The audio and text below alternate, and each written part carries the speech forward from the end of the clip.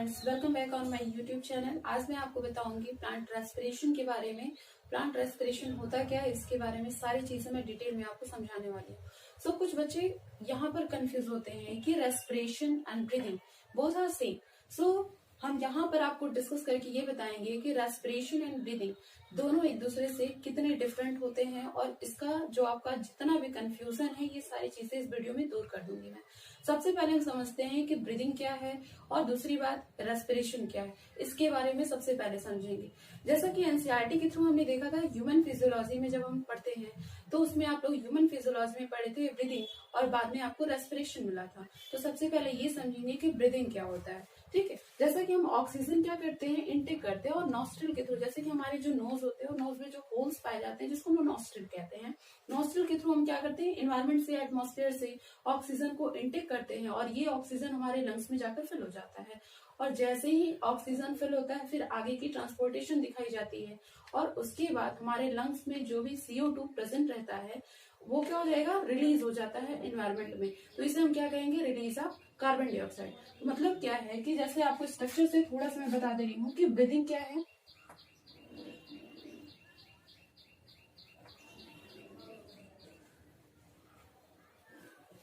यहाँ पर मान लीजिए कि जैसे कि ये नॉस्ट्रिल है, नॉस्ट्रिल में क्या हुआ कि ऑक्सीजन एनवायरमेंट से, जैसे ये ब्लैंक स्पेस जो आपका है एनवायरमेंट है, एनवायरमेंट से क्या हो जाता है, ऑक्सीजन एंटर कर जाता है, और एंटर करने का यहाँ पर एक ट्यूब लाइक स्ट्रक्चर हम फॉर्म कर रहे हैं।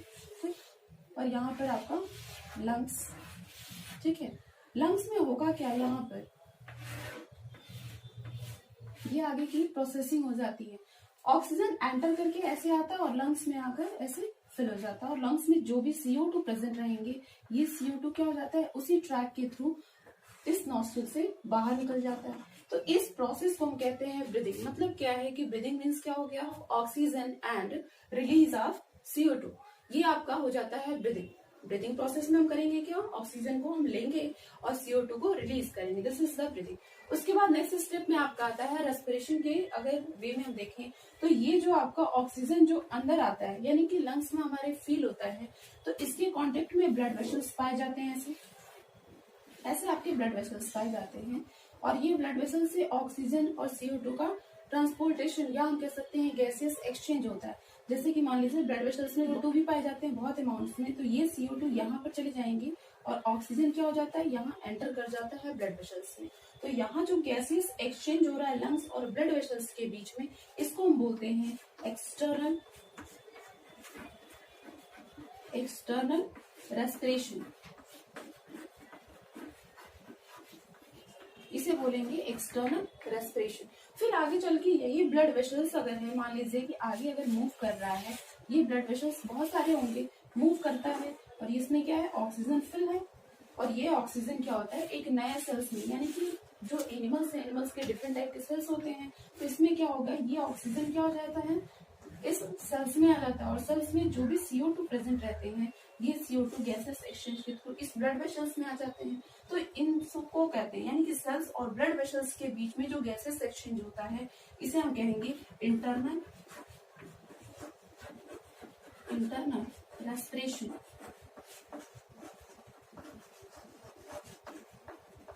इंटरनल रेस्पिरेशन ये आपका हो गया। यानी कि यहाँ से आप क्लियर कर सकते हैं कि सबसे पहले ब्रीदिंग क्या है। ब्रीदिंग में हम क्या किए, नॉस्ट्रिल के थ्रू एयर को, यानी ऑक्सीजन को हम इनटेक करते हैं, और ये ऑक्सीजन कहाँ जाता है, हमारे लंग्स में, और लंग्स में CO2 जो भी फिल होता है, ये क्या होता है, नॉस्ट्रिल के थ्रू हमारे बॉडी से एग्जिट कर दिया जाता है, दिस इज ब्रीदिंग। स्टूडेंट्स, हमने यहाँ पढ़ा कि ये ब्लड वेसल्स जो होंगे, यहाँ पे ऑक्सीजन और CO2 का क्या हो जाता है, गैसियस एक्सचेंज होता है, जिसमें हमने ये देखा कि जैसे कि ये सेल्स है, और इसी सेल्स में क्या होता है कि बहुत सारे ग्लूकोज पड़े रहते हैं। जैसे कि ये मान लीजिए सेल्स में थोड़ा सा और बड़ा बना दे रही हूँ, आपको समझ में आएगा। ये जो सेल्स हैं, मान लीजिए ये जो आपके सेल्स बने हुए हैं, ठीक है, ये सेल्स, इसमें क्या होता है, ग्लूकोज पड़ा रहता है, ग्लूकोज, और ये ग्लूकोज क्या हो जाता है, ऑक्सीजन के प्रेजेंस में, जो ये ऑक्सीजन है प्लस हम करेंगे ऑक्सीजन के अगर प्रेजेंस में, ये क्या हो जाता है, ब्रेक हो जाता है, और ब्रेक होने के बाद हमें क्या करता है, एनर्जी रिलीज करता है, जिस एनर्जी को हम क्या करते हैं, वेरियस फंक्शंस में यूटिलाइज कर जाते हैं या परफॉर्म करते हैं। तो यहाँ पर क्या हो जाता है कि आपको दिया गया कि ब्लड वेसल्स में और ये लंग्स के बीच में पहले क्या हुआ, गैसेस एक्सचेंज हो गया CO2 का और ऑक्सीजन का। तो ये आपका हो गया एक्सटर्नल रेस्पिरेशन। सेकेंड स्टेप में आपको जो मिलता है कि ब्लड वेसल्स और सेल्स के बीच में जो गैसेस एक्सचेंज होता है, यानी कि यहाँ पर सेलुलर रेस्पिरेशन इसको कहते हैं। जब हम सेल्स के बीच में क्या हो जाता है, गैसेस एक्सचेंज होता है, इसे हम बोलते हैं इंटरनल रेस्पिरेशन।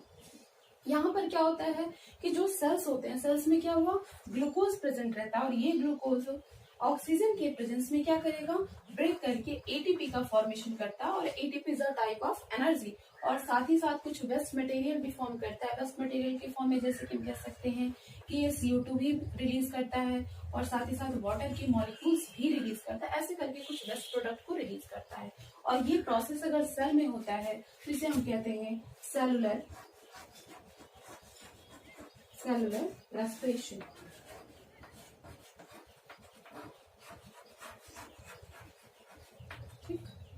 ये आपका प्रोसेस हो गया सेलुलर रेस्पिरेशन। सो अब हमको थोड़ा सा स्टेप वाइज पढ़ना है कि ये ग्लूकोज का ब्रेकडाउन ऑक्सीजन के प्रेजेंस में कैसे ये ब्रेक करता है और एटीपी को कैसे रिलीज करता है और कैसे वेस्ट मटेरियल का फॉर्म करता है। लेकिन कभी कभी ये रेस्पिरेशन ऑक्सीजन के एब्सेंस में भी हो जाता है, जिसको हम एनारोबिक कहते हैं। एनारोबिक हम आगे प्रोसेसिंग में पढ़ेंगे, तो इतना आपको क्लियर हो गया होगा। नेक्स्ट हम सबसे पहले स्टार्ट करते हैं कि व्हाट इज सेलुलर रेस्पिरेशन। ठीक, जैसे कि हम लोग जानते हैं कि सेलुलर रेस्पिरेशन जो हो रहा है, यानी रेस्पिरेशन जो होता है, ये सबसे पहले हम देखेंगे अगर प्लांट के केस में हो रहा है तो प्लांट में ये प्लांट का कौन सा ऐसा ऑर्गेनेल है जिसमें रेस्पिरेशन प्रेजेंट होता है। ठीक है, जैसे कि एक स्टेप हम लोग होते हैं कि जैसे कोई बच्चा हुआ या कोई भी अदर पर्सन होता है तो वो क्या कर रहा है कि फोटोसिंथेसिस एक प्रोसेस होता है। तो फोटोसिंथेसिस को क्या करता है, कुछ बच्चे ये कहते हैं कि नहीं प्लांट तो CO2 लेता है, लेकिन हम क्या कह रहे हैं कि प्लांट CO2 भी लेता है, लेकिन वो एक अलग सा प्रोसेस है जिसको हम फोटोसिंथेसिस कहते हैं। और रेस्पिरेशन प्रोसेस में वो क्या करता है कि ऑक्सीजन को लेता है, बट फोटोसिंथेसिस में वो कार्बन डाइऑक्साइड को लेता है एटमॉस्फेयर में। दोनों क्या होते हैं, एक दूसरे से डिफरेंट प्रोसेस है। ठीक है, तो सबसे पहले ये समझ लेते हैं। समझ लीजिए कि कोई प्लांट है और प्लांट में जैसे कि ये क्या है, आपका लीफ पार्ट है। ठीक है, ये लीफ हो गया, जस्ट हमने रफ डायग्राम आपको ऐसे ही बना दिया। और लीफ में क्या होते हैं, एक बड़े से सेल्स है। ठीक, सेल्स जैसे हम लोग ऐसे सेल्स बना ले रहे हैं, दिस इज सेल्स। ठीक है, और सेल्स में क्या होता है, डिफरेंट टाइप के ऑर्गेनेल्स पाए जाते हैं। जैसे कि मान लीजिए कि माइटोकॉन्ड्रिया है, गॉल्गी बॉडी है, उसके बाद आपका हो गया क्लोरोप्लास्ट, ऐसे करके डिफरेंट टाइप के ऑर्गेनेल्स पाए जाते हैं। तो क्या फोटोसिंथेसिस प्रोसेस किस ऑर्गेनेल्स में होता है, फिर आपका जो सेलुलर रेस्पिरेशन होता है ये किस प्रोसेस में या किस ऑर्गेनेल्स में होता है, ये थोड़ा सा हम आपको बेस बता दे रहे हैं ताकि आपको चीजें क्लियर हो जाए। ठीक है, सबसे पहले सेल के अंदर मैं थोड़ा आपको ऑर्गेनेल्स बना रही हूँ। जैसे कि ये क्या है, क्लोरोप्लास्ट। क्लोरोप्लास्ट जो होता है ये डबल मेम्ब्रेनस होता है, जैसे कि 2 लेयर से मिलकर बना होता है।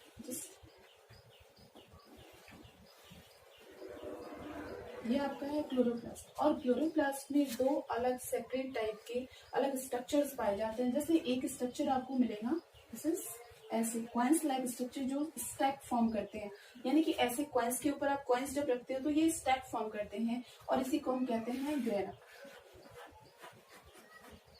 ग्रेना बोलते हैं। और ये जो आपका ब्लैंक पोर्शन है, this is the stroma portion. ठीक है, स्ट्रोमा। ठीक, तो ये आपके हो गए कि क्लोरोप्लास्ट में ये 2 आपको ऐसे स्पेशलाइज्ड ऑर्गन्स पाए गए जिसको हम क्या कहेंगे कि एक आपका है ग्रेना और दूसरा क्या है, स्ट्रोमा।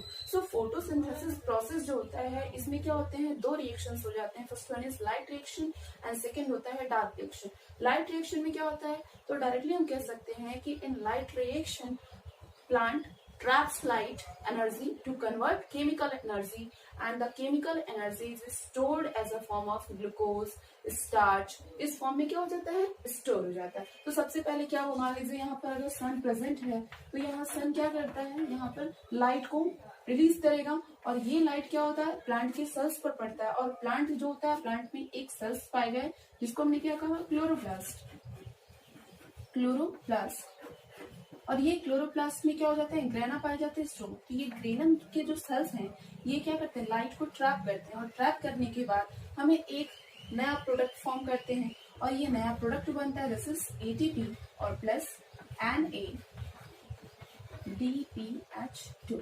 ये हमको रिलीज करते हैं। और फिर ये क्या है कि ये जो एनर्जी हमें मिल रही है ये एटीपी जो होता है डायरेक्ट यूज हो जाता है और ये इनडायरेक्ट एटीपी या इनडायरेक्ट एनर्जी के फॉर्म में स्टोर रहता है। फिर हम आगे इसको फोटोसिंथेसिस के नेक्स्ट स्टेज में हम इसको यूज करते हैं, ठीक है। और इससे भी हम क्या करते हैं, एक तरह का ये एटीपी ही होता है लेकिन हम इनडायरेक्ट इसको बोलते हैं। और ये क्या हो जाता है, जब NADPH जो होता है स्टोर्ड फॉर्म में पड़ा रहता है और जैसे ये स्टोर्ड है, जब हमको इसकी नीड होती है या हम नेक्स्ट स्टेप में जब फोटोसिंथेसिस सब पढ़ेंगे तो उसमें हम आपको बताएंगे कि NADPH कैसे ब्रेक करके हमें एटीपी रिलीज करता है जिसको हम यूटिलाइज करते हैं, ठीक। तो ये हो गया आपका फोटोसिंथेसिस का बिल्कुल बेसिक सा कॉन्सेप्ट। तो इसमें आपको मिलेगा, फिर आप साइकिल्स पढ़ते हो, जैसे कि फोटोसिंथेसिस में 2 तरह की साइकिल्स चलती हैं, जैसे कि एक होता है आपका C3 साइकिल होता है, सेकेंड होता है आपका C4 साइकिल। C3 साइकिल में क्या होता है कि जैसे कि मान लीजिए कि अगर C3 साइकिल फोटोसिंथेसिस में अगर चल रहा है तो इसमें क्या होता है, C3 जो प्लांट्स होते हैं ये एटमॉस्फेयर से क्या करेंगे, CO2 को एब्जॉर्ब करते हैं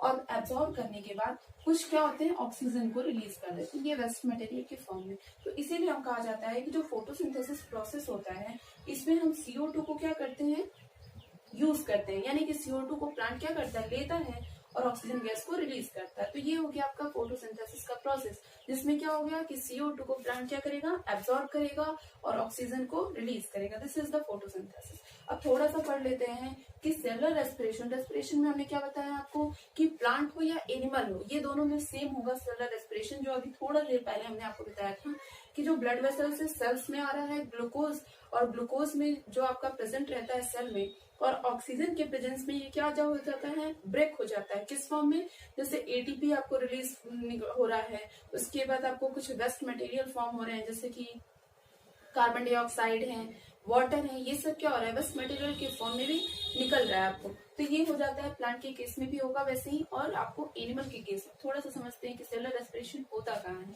ठीक है। जैसे कि ये प्लांट का सेल ही है बड़ा सा और इसमें छोटे से ऑर्गेनल्स, जैसे मान लीजिए ये सेलुलर रेस्पिरेशन जो होता है ये माइटोकॉन्ड्रिया में होता है, ठीक है। और कुछ और भी ऑर्गेनल्स जैसे कि ये blank space, this is the cytoplasm, ठीक है। और यहाँ आपका माइटोकॉन्ड्रिया भी डबल मेम्ब्रेनस होता है और आउटर लेयर जो होता है स्मूथ होता है, जबकि इसका इनर लेयर ऐसा होता है थोड़ा सा क्रिस्टी के फॉर्म में ऐसे होता है आपका, ठीक। तो इस माइटोकॉन्ड्रिया में क्या हो जाता है, सेलुलर रेस्पिरेशन पाया जाता है। थोड़ा सा समझ लेते हैं कि उसके पहले कि माइटोकॉन्ड्रिया से पहले एक और स्टेप आपको दिखता है कि माइटोकॉन्ड्रिया में जो स्टेप हो रहा है वो भी आपका सेलुलर रेस्पिरेशन का ही पार्ट है, लेकिन उसके पहले एक आपके साइटोप्लाज्म में स्टेप हो जाते हैं सेलुलर रेस्पिरेशन के। जैसे कि यहाँ पर फोटोसिंथेसिस में जो आपका C3 साइकिल चलता है, तो C3 साइकिल में CO2 जब हम यूज करते हैं और यूज करने के बाद एक नया प्रोडक्ट फॉर्म करते हैं, this is glucose. C3 cycle यानी कि फोटोसिंथेसिस में जो C3 साइकिल चलता है उसमें एक नया प्रोडक्ट बनता है ग्लूकोज, और ये ग्लूकोज क्या होता है, प्लांट कुछ अपने लिए स्टोर्ड फॉर्म में यूज कर लेता है, यानी कि स्टोर करके रखता है। और कुछ ग्लूकोज को हम क्या करते हैं, लिविंग ऑर्गेनिज्म उसको यूटिलाइज कर देते हैं एज अ फूड। लेकिन जो ग्लूकोज स्टोर हुआ है उस ग्लूकोज को ये साइटोप्लाज्म में एक नए प्रोसेस में यूज कर लिया जाता है।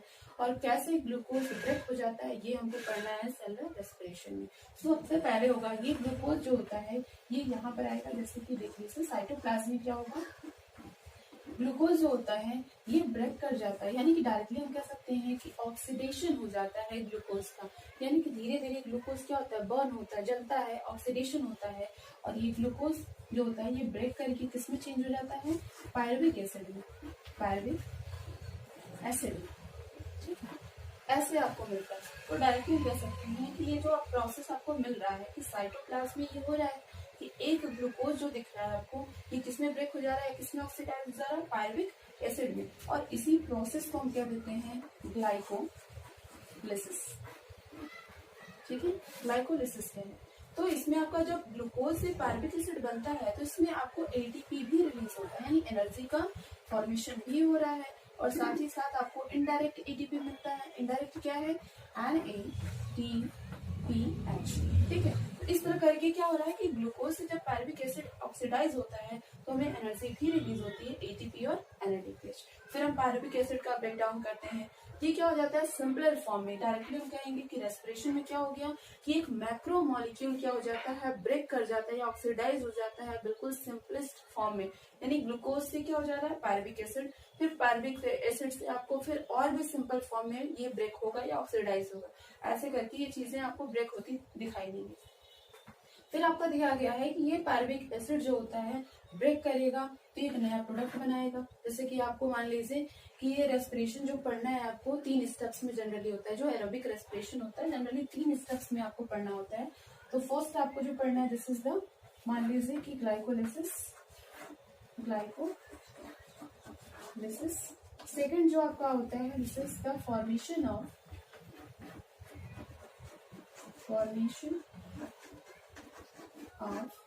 Ester coenzyme A. थर्ड होता है आपका this is the Krebs cycle and fourth one, Krebs cycle को भी हम सिट्रिक एसिड साइकिल भी कहते हैं। और फोर्थ आपका होता है दिस इज ETS को हम कहते हैं इलेक्ट्रॉन ट्रांसपोर्ट सिस्टम। इस तरह करके आपको पढ़ना है सेलुलर रेस्पिरेशन जो एरोबिक मीडियम में हो रहा है, तो ये 4 स्टेप्स में कंप्लीट होता है। तो इसको हम 1 बाय 1 करके पढ़ेंगे। सबसे पहले आपका जो ग्लाइकोलिसिस है साइटोप्लाज्म में होगा, जो आपका फॉर्मेशन ऑफ एस्टर कोएंजाइम है ये आपके माइटोकॉन्ड्रिया के आउटर लेयर और इनर लेयर के बीच में पाया जाएगा। नेक्स्ट है Krebs साइकिल जो होता है ये माइटोकॉन्ड्रिया के अंदर होता है, यानी कि यहाँ पर भी प्रोसेसिंग होती है कि Krebs साइकिल कैसे आगे इसमें फॉर्म हो रहा है। नेक्स्ट ETS जो होता है ये भी माइटोकॉन्ड्रिया के अंदर ही चलता है। तो 1 बाय 1 करके हम ये समझेंगे कि सबसे पहले ग्लाइकोलिसिस क्या है, कैसे ग्लूकोज का ब्रेक डाउन होता है, कैसे कंप्लीट होकर ब्रेक करके ये पायरुविक एसिड कैसे बनाता है, कितने ATP फॉर्म करता है, कितने NADPH फॉर्म करता है, ये सबसे पहले समझेंगे।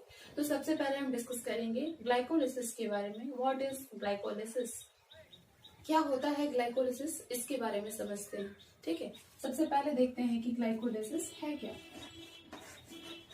ग्लाइकोलिसिस, ठीक है, सबसे पहले ये समझेंगे ग्लाइकोलिसिस का मतलब क्या है। ठीक है, इसको हम 2 पार्ट्स में ब्रेक करेंगे और इजीली इसका मीन निकल जाएगा। ठीक है, ग्लाइको और लिसिस 2 पार्ट्स में ब्रेक हुआ। ग्लाइको मीन्स होता है glucose and lysis means to break down,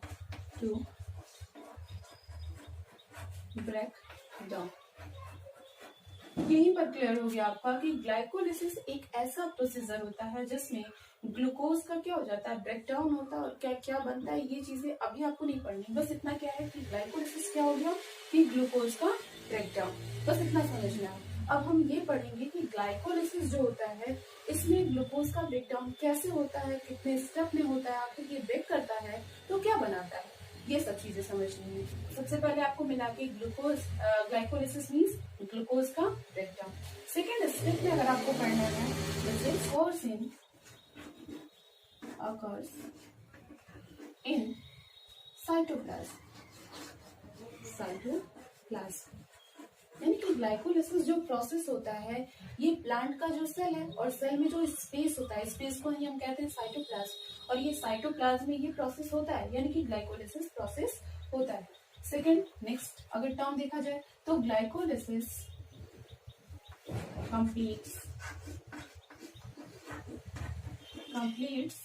in 10 steps, यानी ग्लाइकोलिसिस प्रोसेस जो होता है ये 10 स्टेप्स में कंप्लीट होता है। ग्लाइकोलिसिस में होगा क्या, ऑक्सीडेशन ऑफ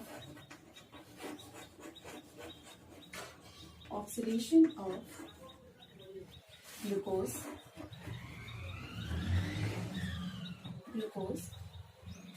का क्या हो जाता है ऑक्सीडेशन हो जाता है एंड टू फॉर्म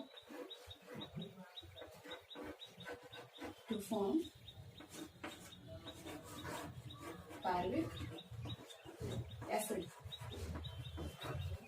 ग्लूकोज का ऑक्सीडेशन होगा और ऑक्सीडेशन होने के बाद ये क्या बनाता है पायरुविक एसिड होता है, और ये जो ऑक्सीडेशन होता है ये कैसा होता है पार्शियल होता है। ठीक है, पार्शियल ऑक्सीडेशन।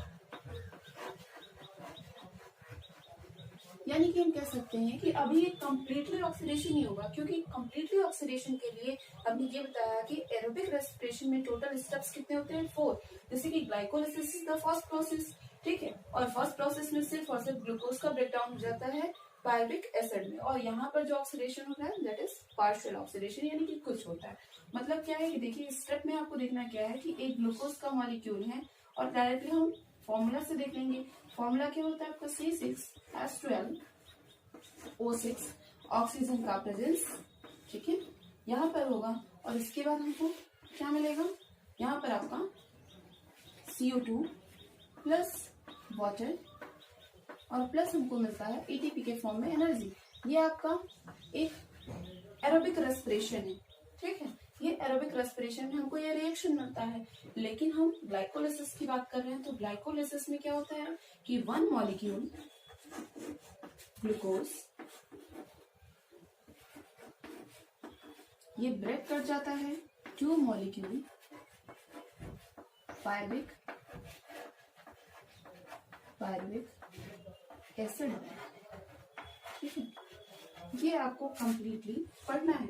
ये तो एक लाइन में आपको बिल्कुल क्लियर दिख रहा है कि एक मॉलिक्यूल है ग्लूकोज का जो ब्रेक हो जा रहा है 2 मॉलिक्यूल पायरुविक एसिड में। अब इसकी स्टेप्स 10 स्टेप में हमने आपको बताया कि ग्लाइकोलिसिस होता है, ये 10 स्टेप में कंप्लीट होता है। सो ये 10 स्टेप क्या करना है ये हमको पढ़ना है, ठीक है। सबसे पहले ये चीजें आपको यहाँ तक समझ में आ रही। नेक्स्ट स्टेप पे पढ़ते हैं कि ग्लाइकोलिसिस में कौन कौन से 10 स्टेप्स। ये ग्लूकोज ग्लाइकोलिसिस में क्या है, ग्लूकोज में यहाँ हम देखते हैं ग्लूकोज, और ये ग्लूकोज एक मॉलिक्यूल है। ये तो हमने पहले आपको रिएक्शन में बता दिया कि क्या होता है ग्लाइकोलिसिस में, एक मॉलिक्यूल ग्लूकोज का 2 मॉलिक्यूल पायरुविक एसिड में ब्रेक हो जाता है। सो बार बार लिखने की जरूरत नहीं है। तो एक मॉलिक्यूल ग्लूकोज है जिसमें कार्बन के नंबर्स कितने होते हैं, 6, ठीक। ये भी हमने अभी आपको बताया। ग्लूकोज जो होता है ये ब्रेक कर जाता है किसमें, ग्लूकोज 6-फॉस्फेट में, ग्लूकोज 6-फॉस्फेट में, ठीक। फिर ग्लूकोज 6-फॉस्फेट जो होता है ये नेक्स्ट प्रोडक्ट में ब्रेक होता है। लेकिन इसके पहले ये समझते हैं कि ग्लूकोज जब ग्लूकोज 6-फॉस्फेट में ब्रेक होता है तो इसमें ये नया फॉर्म जब बनाया है तो इसमें क्या होता है, एक एडीपी की नीड होती है, ठीक है, एक एडीपी, ठीक। यहाँ पर एक एडीपी यूज कर लिया जाता है, और ये एटीपी जो होता है यूज करके ये हमें क्या देता है, एडीपी में ये टूट जाता है, एडीपी प्लस आईपी। आईपी का मतलब होता है इनऑर्गेनिक फॉस्फेट, यानी कि ग्लूकोज से जब ग्लूकोज 6-फॉस्फेट जब बनता है तो किसका, एक एटीपी का यूज होता है, 1 एटीपी यूज होता है। हम यहाँ से लर्न कर सकते हैं। एटीपी नहीं समझ में आ रहा है तो आप 1 रुपया लर्न कर सकते हो कि जब हम ग्लूकोज से ग्लूकोज 6-फॉस्फेट बनाते हैं तो 1 रुपया क्या हो जाता है, यूज कर लिया जाता है। और यहाँ पर एक एंजाइम की जरूरत होती है जिसको हम कहते हैं this is hexokinase. Next step में जब आपका ग्लूकोज 6-फॉस्फेट बन जाता है तो ये ग्लूकोज 6-फॉस्फेट कन्वर्ट किसमें होता है, दिस इज फ्रुक्टोज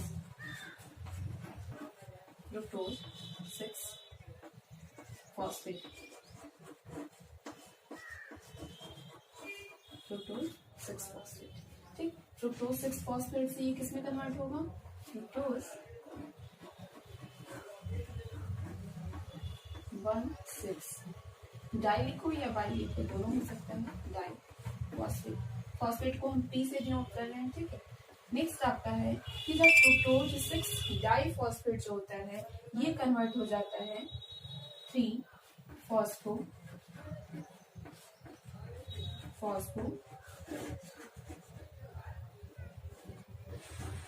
ग्लिसरॉल्डिहाइड, ठीक है, ये ऐसे कन्वर्ट हो जाता है। तो जब फ्रुक्टोज 1,6 डाई फॉस्फेट से 3-फॉस्फोग्लिसरॉल्डिहाइड जब बनता है तो यहाँ पर आपको दिखता है कि एनर्जी कौन सी लग रही है। तो यहाँ पर आपको एक स्टेप में मिला, ग्लूकोज से ग्लूकोज 6-फॉस्फेट बना तो एक एटीपी यूज हुआ, फिर ग्लूकोज से फ्रुक्टोज बना तो कोई एनर्जी यूज नहीं हुई। और जब फ्रुक्टोज 6-फॉस्फेट से जब फ्रुक्टोज 1,6 डाई फॉस्फेट बनता है तो यहाँ पर भी एक एटीपी क्या हो जाता है, यूज कर लिया जाता है। ऐसे ये एक एटीपी यूज होता है और ये एटीपी ब्रेक करके क्या बनाता है, एडीपी प्लस आईपी, ठीक है, यानी इसमें ब्रेक हो जाता है। डायरेक्टली आप कह सकते हो कि फ्रुक्टोज 6 फॉस्फेट से जब फ्रुक्टोज 1,6 डाइफॉस्फेट बन रहा है तो एक एटीपी का यूज किया जा रहा है। ठीक, पर आपका दिया गया फ्रुक्टोज 1,6 डाइफॉस्फेट जब बन जा रहा है तो उससे क्या बन रहा है, फिर कन्वर्ट हो रहा है 3-फॉस्फोग्लिसरॉल्डिहाइड, या कई जगह आपको ट्राइओस फॉस्फेट के फॉर्म में भी ये लिखा होता है। फिर हम देखेंगे कि 3-फॉस्फोग्लिसरॉल्डिहाइड जो होता है, कभी कभी ये फ्रुक्टोज 1,6 डाइफॉस्फेट दो प्रोडक्ट बनाता है। एक आपका दिया गया 3-फॉस्फोग्लिसरॉल्डिहाइड और कुछ कभी कभी चेंज हो जाता है ये। रिवर्सुअल रिएक्शन इसलिए दिया जा रहा है क्योंकि फ्रुक्टोज 1,6 डाइफॉस्फेट कभी ये 3-फॉस्फोग्लिसरॉल्डिहाइड में चेंज होगा और कभी डाई हाइड्रोक्सी एसीटोन फॉस्फेट। थोड़ा सा यहाँ समझना है आपको कि फ्रुक्टोज 1,6 डाइफॉस्फेट, इसमें भी कार्बन के नंबर्स कितने होते हैं, 6। अभी तक जितने आपने पढ़े ग्लूकोज, फ्रुक्टोज 1,6 फॉस्फेट, यहाँ पे टोटल कार्बन के नंबर 6 हैं। ठीक है, लेकिन जैसे यहाँ पर हम आए फ्रुक्टोज 1,6 डाइफॉस्फेट से, तो ये 3-फॉस्फोग्लिसरॉल्डिहाइड जो होता है ये 3 कार्बन का होगा। ठीक है, और ये भी आपके DHAP, इसको शॉर्ट में बोलते हैं DHAP, शॉर्ट में इसको बोलते हैं। और इसमें भी कार्बन के नंबर कितने होते हैं, 3 होते हैं। तो ये 2 मॉलिक्यूल्स बनने लगते हैं, यानी कि फ्रुक्टोज का एक मॉलिक्यूल अगर ब्रेक होगा यहाँ पे 3-फॉस्फोग्लिसरॉल्डिहाइड में, तो 2 मॉलिक्यूल्स बन जाते हैं, क्योंकि इसको इक्वल करना है। तो या तो ये प्रोडक्ट बनता है या तो ये बनता है, दोनों में से कोई एक बनता है। फिर आपका रहता है कि 3-फॉस्फोग्लिसरॉल्डिहाइड से ये बनता है 1,3-डाई फॉस्फोग्लिसरिक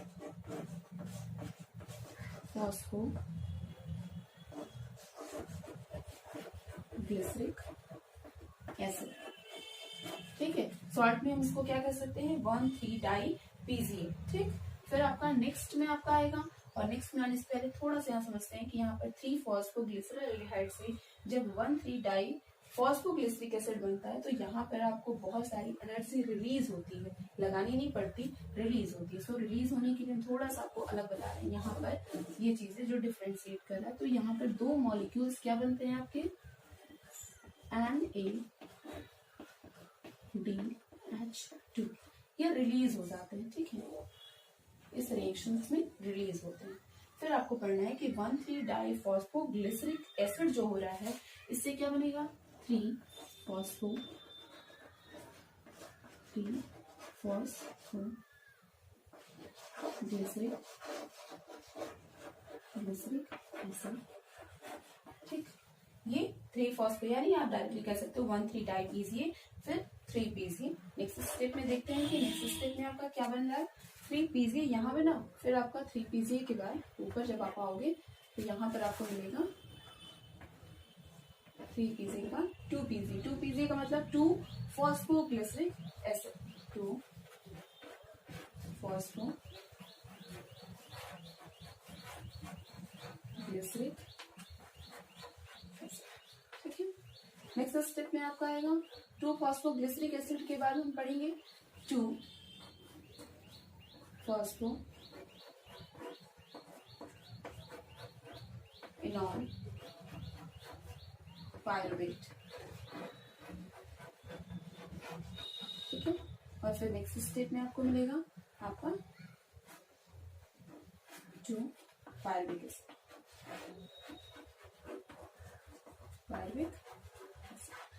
और ये 2 मॉलिक्यूल्स बन रहे हैं। तो 2 मॉलिक्यूल्स क्यों है, क्योंकि ये 3 कार्बन का है, ये भी कितने कार्बन का है, 3, यहाँ पर भी 3। ठीक है, ऐसे करके 3-3 कार्बन के बनते हैं, इसलिए ये 2 मॉलिक्यूल्स बनते हैं। ठीक है, यहाँ पर मल्टीप्लाई कर देंगे 2 से, ये आते हैं मल्टीप्लाई, ये 2 मॉलिक्यूल्स बनते हैं, इसलिए हमें 2 से मतलब। ठीक है, अब यहाँ पर थोड़ा सा ATP का सीरीज देख लेते हैं। सबसे पहले आपका क्या हुआ कि 3-फॉस्फोग्लिसरॉल्डिहाइड जब 1,3-डाइफॉस्फोग्लिसरिक एसिड बनता है, तो यहाँ पर आपको 2 मॉलिक्यूल क्या बन रहा है, NADH2 बन रहा है। ठीक है, और कहाँ पर आपको ATP रिलीज होगी, नेक्स्ट स्टेप में देखेंगे जब 1,3 डाई फॉस्फोग्लिसरिक एसिड जब बनता है तो यहाँ पर भी क्या हो जाता है, एटीपी रिलीज होता है। ठीक है, दिस इज एटीपी। यहाँ पर मैं थोड़ा सा डिफ्रेंशिएट करने की कोशिश कर रही हूँ। यहाँ पर 2 मॉलिक्यूल एटीपी रिलीज होता है। ठीक है, 2 एटीपी रिलीज होता है। फिर आपको नेक्स्ट स्टेप में क्या मिला कि फॉस्फोग्लिसरिक एसिड बना, जो 3 फॉस्फोग्लिसरिक एसिड से 2 फॉस्फोग्लिसरिक एसिड बना, फिर आपका 2 फॉस्फोइनॉल पायरुवेट बना, और यहाँ पर क्या हो जाता है कि फिर से एक और बार एटीपी रिलीज होता है।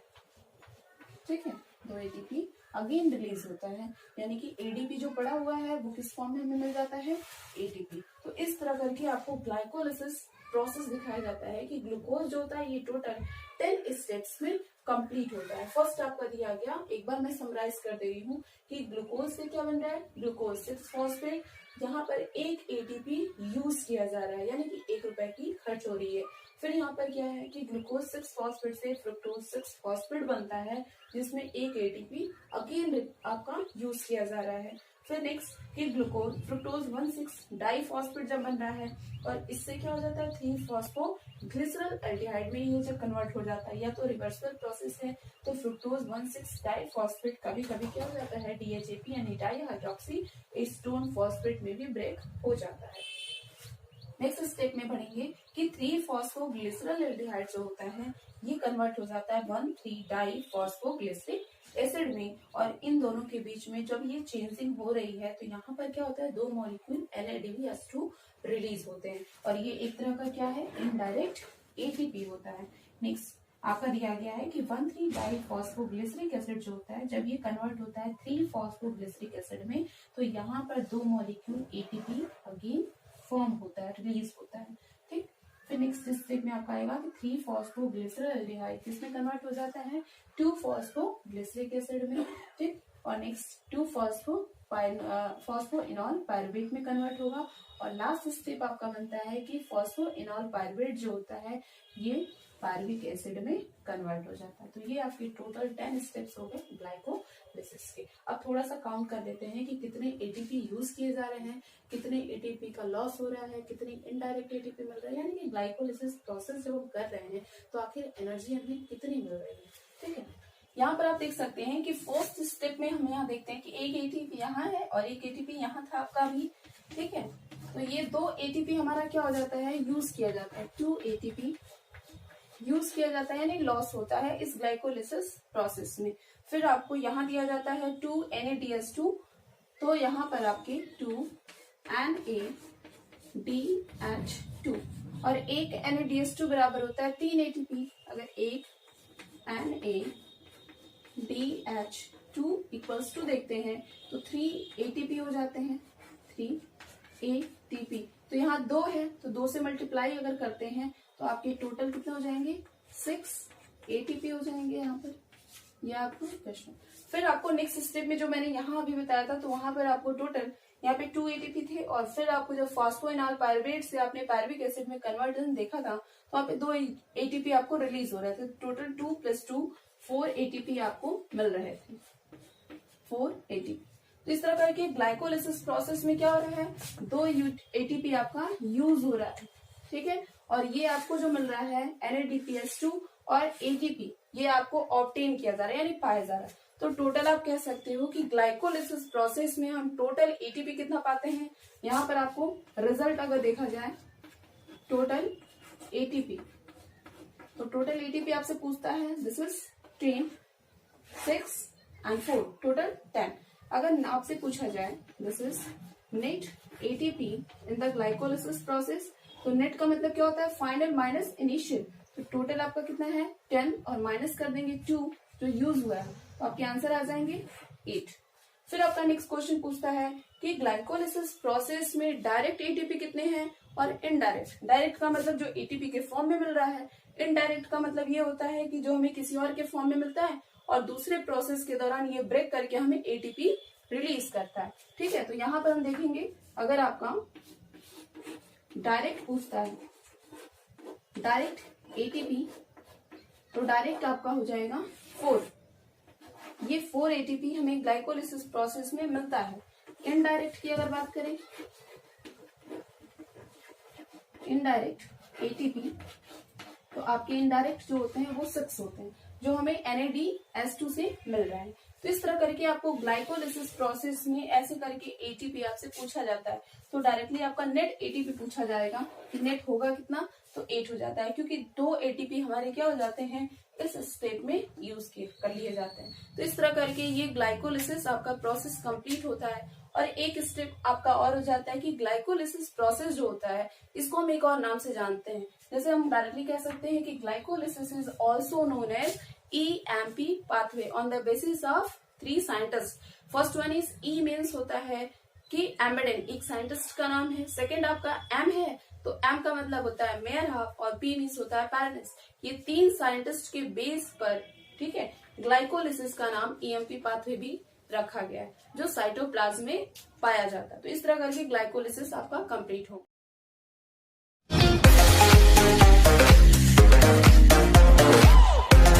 सबसे पहले हमने आपको बताया था कि ग्लाइकोलिसिस में आपने देखा था कि ग्लूकोज का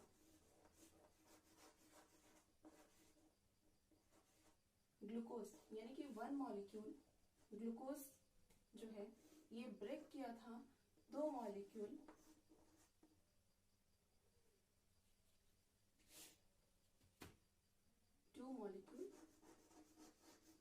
पायरुविक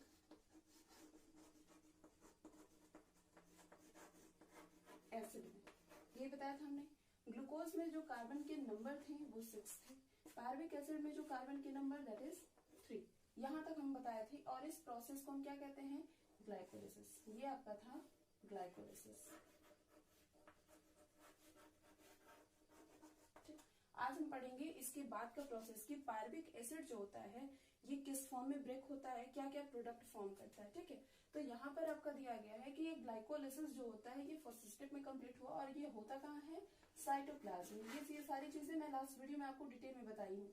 साइटोप्लाज्म, ये ग्लाइकोलिसिस साइटोप्लाज्म में चलता है। फिर आपका जब पायरुविक एसिड होता है ये किसमें चेंज हो जाता है, एसिटल कोएंजाइम ए में। Acetyl coenzyme A. अब ये एसिटल कोएंजाइम का फॉर्मेशन हो रहा है, तो आखिर ये कैसे हो रहा है, इसके साथ होता क्या है ये देखना है। सबसे पहले इसमें क्या होता है कि एक मॉलिक्यूल CO2 यहाँ से रिलीज हो जाता है, यानी कि हम डायरेक्टली कह सकते हैं कि पायरुविक एसिड से जब एसिटल कोएंजाइम का फॉर्मेशन होता है तो यहाँ पर क्या हो जाता है, डीकार्बोक्सिलेशन होता है, और साथ ही साथ आपको एक मॉलिक्यूल क्या हो जाता है, एक NADH2 ये भी क्या होते हैं, यहाँ रिलीज होते हैं। ठीक, और साथ में आपको ऐड क्या हो जाता है, यहाँ पर एक कोएंजाइम ए यहाँ पर ऐड हो जाता है। तो इस तरह करके ये पायरुविक एसिड से एसिटल कोएंजाइम का फॉर्मेशन होता है इन दोनों स्टेप के बीच में। और जनरली ये जो स्टेप कंप्लीट हो रहा है ये माइटोकॉन्ड्रिया में होता है। यहाँ से जो स्टेप स्टार्ट हो रहा है ये माइटोकॉन्ड्रिया में स्टार्ट हो जाता है, दैट इज माइटोकॉन्ड्रिया। ठीक है, ये स्टेप कंप्लीट हो जाता है। और एसिटल कोएंजाइम ए है, इसमें कार्बन के नंबर जो होते हैं दैट इज 2 यानी 2 कार्बन होते हैं। अब आपको पढ़ना है कि नेक्स्ट हो गया आपका second step, formation of acetyl coenzyme A. अब नेक्स्ट स्टेप आपका आता है कि एसिटल कोएंजाइम से क्रेब्स साइकिल कैसे फॉर्म होता है। और ये क्रेब्स साइकिल जो होता है ये भी क्या होगा कि आपका माइटोकॉन्ड्रिया के मैट्रिक्स में पूरा ये साइकिल चलता है। सबसे पहले ये देखते हैं कि एसिटल कोएंजाइम ए से कैसे नए प्रोडक्ट बनते हैं। ठीक है, जैसा कि फोटोसिंथेसिस में क्या होता है कि एक ए करके प्रोडक्ट फॉर्म होता है जिसको हम कहते हैं ऑक्सैलोएसिटिक एसिड, जो आपका स्टोर फॉर्म में पड़ा रहता है। ठीक है, ऑक्सैलोएसिटिक एसिड शॉर्ट में ऐसे लिखते हैं, और इसमें जो कार्बन के नंबर रहते हैं ये 4 रहते हैं। ठीक, ये दोनों ऐड हो जाएंगे, कार्बन के 4 नंबर इसमें यानी ऑक्सैलोएसिटिक एसिड में, और साथ ही साथ एसिटल कोएंजाइम ए इसके 2 कार्बन मिलके एक नया प्रोडक्ट बनाते हैं, that is citric acid. Total आप कह सकते हो कि यहाँ पर 4 कार्बन और यहाँ की 2 कार्बन मिलकर क्या करते हैं, एक नया कंपाउंड बनाते हैं जिसको हम कहते हैं सिट्रिक एसिड। और इसमें कार्बन के नंबर कितने हो जाते हैं, 6। फिर सिट्रिक एसिड क्या होता है, अपने आइसोमर्स फॉर्म करता है जिसको हम कह सकते हैं सिस,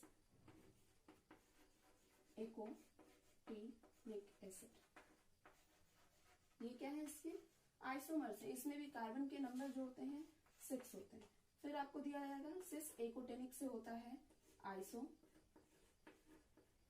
सिट्रिक एसिड, इसमें भी कार्बन के नंबर 6 होते हैं। तो ये आपके जो हो रहे हैं सिट्रिक एसिड के, ये सब आइसोमर्स हैं जिसमें ये कन्वर्ट होता है। फिर आपका दिया गया है कि आइसो सिट्रिक एसिड से एक इंटरमीडिएट प्रोडक्ट बनता है जिसका नाम क्या है, alpha keto glutaric acid, glutaric acid. ठीक है, अब यहाँ पर जैसे ही अल्फा कीटो ग्लूटारिक एसिड ये फॉर्म होता है, यहाँ पे कुछ चीजें रिलीज हो जाती हैं। क्या होगा, यहाँ पर एक मॉलिक्यूल CO2 रिलीज हो जाता है, 1 मॉलिक्यूल CO2 रिलीज होता है, यानी डीकार्बोक्सिलेशन होता है। और साथ ही साथ आपको 1 मॉलिक्यूल NAD प्लस से क्या बन जाएगा आपका, 1 मॉलिक्यूल NADH2, ये आपका फॉर्म हो जाता है। ठीक, फिर जैसे ही अल्फा कीटो ग्लूटारिक एसिड जो होता है, एक मॉलिक्यूल यहाँ से कार्बन डाइऑक्साइड रिलीज हो जाएगा, तो अल्फा कीटो ग्लूटारिक में कितना कार्बन हो जाएगा, टोटल 5 कार्बन। अब अल्फा कीटो ग्लूटारिक से क्या होगा, एक नया कंपाउंड बनता है जिसको हम क्या कहेंगे,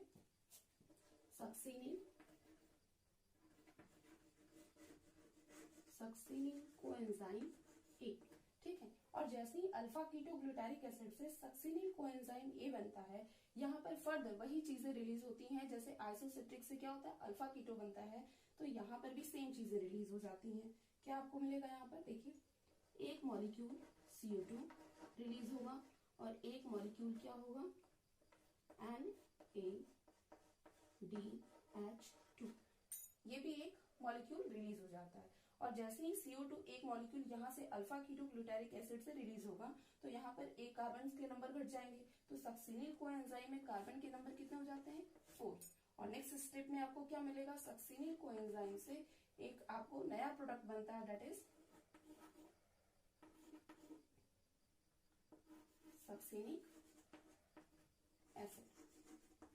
ठीक है, और ये सक्सिनिक एसिड जो आपका बन रहा है, सक्सिनिक एसिड, ये भी कितने कार्बन का होता है, 4। फिर नेक्स्ट स्टेप में आपको मिलता है नया प्रोडक्ट। ठीक है, सक्सिनिक एसिड से आपको मिलेगा that is fumaric acid, fumaric acid. ठीक है, और यहां पर जैसे ही आपका बन रहा है, ठीक है, सक्सिनिल कोएंजाइम से जब सक्सिनिक एसिड बनता है, तो यहाँ पर एक मॉलिक्यूल एनर्जी रिलीज होती है, जो एनर्जी आपका दिया गया है GTP से क्या बनता है, GTP। और GTP एक तरह का क्या हो जाता है, ATP का फॉर्म है। ठीक है, फिर ATP किस में कन्वर्ट हो जाता है, आपका GTP किस में कन्वर्ट हो जाता है, बाद में ATP में कन्वर्ट हो जाता है, ये बाद की प्रोसेस है। फिर आपका जब सक्सिनिक एसिड है, सक्सिनिक एसिड से क्या बनता है, फ्यूमेरिक एसिड। और फ्यूमेरिक एसिड में क्या होगा कि यहाँ पर एक मॉलिक्यूल आपके एनर्जी मिलती है FAD+ से FADH2, एक मॉलिक्यूल यहाँ पर एनर्जी रिलीज हो जाती है, ये भी क्या है, एक तरह का इनडायरेक्ट एनर्जी है। फिर फ्यूमेरिक एसिड से क्या हो जाता है, आपको नया प्रोडक्ट मिलता है। ये नया प्रोडक्ट मैं थोड़ा सा सेट कर रही हूँ यहाँ पर। फ्यूमेरिक एसिड से आपका बनता है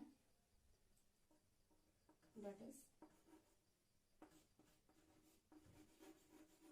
मैलिक एसिड, और उसके बाद आपका बनेगा मैलिक एसिड के बाद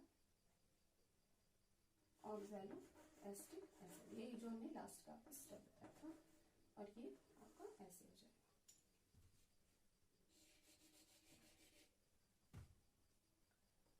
ऑक्सैलो एसिटिक एसिड। और जैसे ही मैलिक एसिड जब ये कन्वर्ट होता है ऑक्सैलो एसिटिक एसिड में, तो यहाँ पर अगेन क्या हो जाता है कि एक मॉलिक्यूल फिर से NAD+ से NADH2 एनर्जी इस फॉर्म में रिलीज हो जाती है। इस तरह करके ये साइकिल्स क्या हो जाता है, ऐसे चलता रहता है। फिर ये आपका दिया गया है कि मैलिक एसिड क्या है, यहाँ पर आपका ये भी 4 कार्बन का हुआ, ऑक्सैलो एसिटिक एसिड 4 कार्बन का, फ्यूमेरिक एसिड ये भी 4 कार्बन की। तो ऐसे करके यहाँ पर अब डीकार्बोक्सिलेशन का प्रोसेस नहीं हो पाता। तो इस तरह करके आपको ये साइकिल्स मिल गए क्रैब्स साइकिल के, जिसमें आपको स्टेप्स दिख रहा है। लास्ट में आपका ऑक्सैलो एसिटिक एसिड जो दिख रहा है ये एस्टर कोएंजाइम के साथ क्या हो जाता है, मिक्स हो जाता है, और मिक्स होने के बाद फिर यही साइकिल्स अगेन ये रिपीट होता चलता है। फिर अब हम इसके अंदर देखेंगे कि ये साइकिल्स जो होता है 2 बार चलता है। क्यों चलता है, क्योंकि यहाँ पर आपको दिया गया है कि 2 मॉलिक्यूल क्या है, पायरुविक एसिड है, तो एक मॉलिक्यूल पायरुविक एसिड के लिए ये साइकिल्स चलते हैं। तो आपको अब जानना है कि एक साइकिल अगर चल रहा है तो इसमें एनर्जी का जो हम देख रहे हैं कि सिंथेसिस हो रहा है, जो फॉर्मेशन हो रहा है, कितने एटीपी फॉर्म कर रहे हैं, चाहे वो डायरेक्ट हो या इनडायरेक्ट हो। ठीक है, तो आप यहाँ से इसको स्क्रीनशॉट लेना चाहते हो तो ले सकते हो।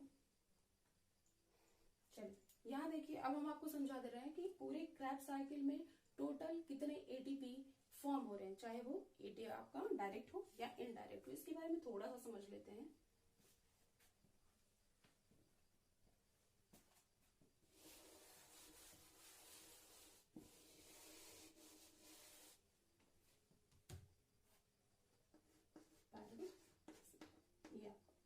थोड़ा सा एनर्जी के बारे में यहाँ देखते हैं। ठीक है, यहाँ पर सबसे पहले देखेंगे कि एक NaDH2 यहाँ है, दूसरा यहाँ है, तीसरा और ये आपका चौथा, यानी कि 4 आपके क्या हो जा रहे हैं, NaDH2।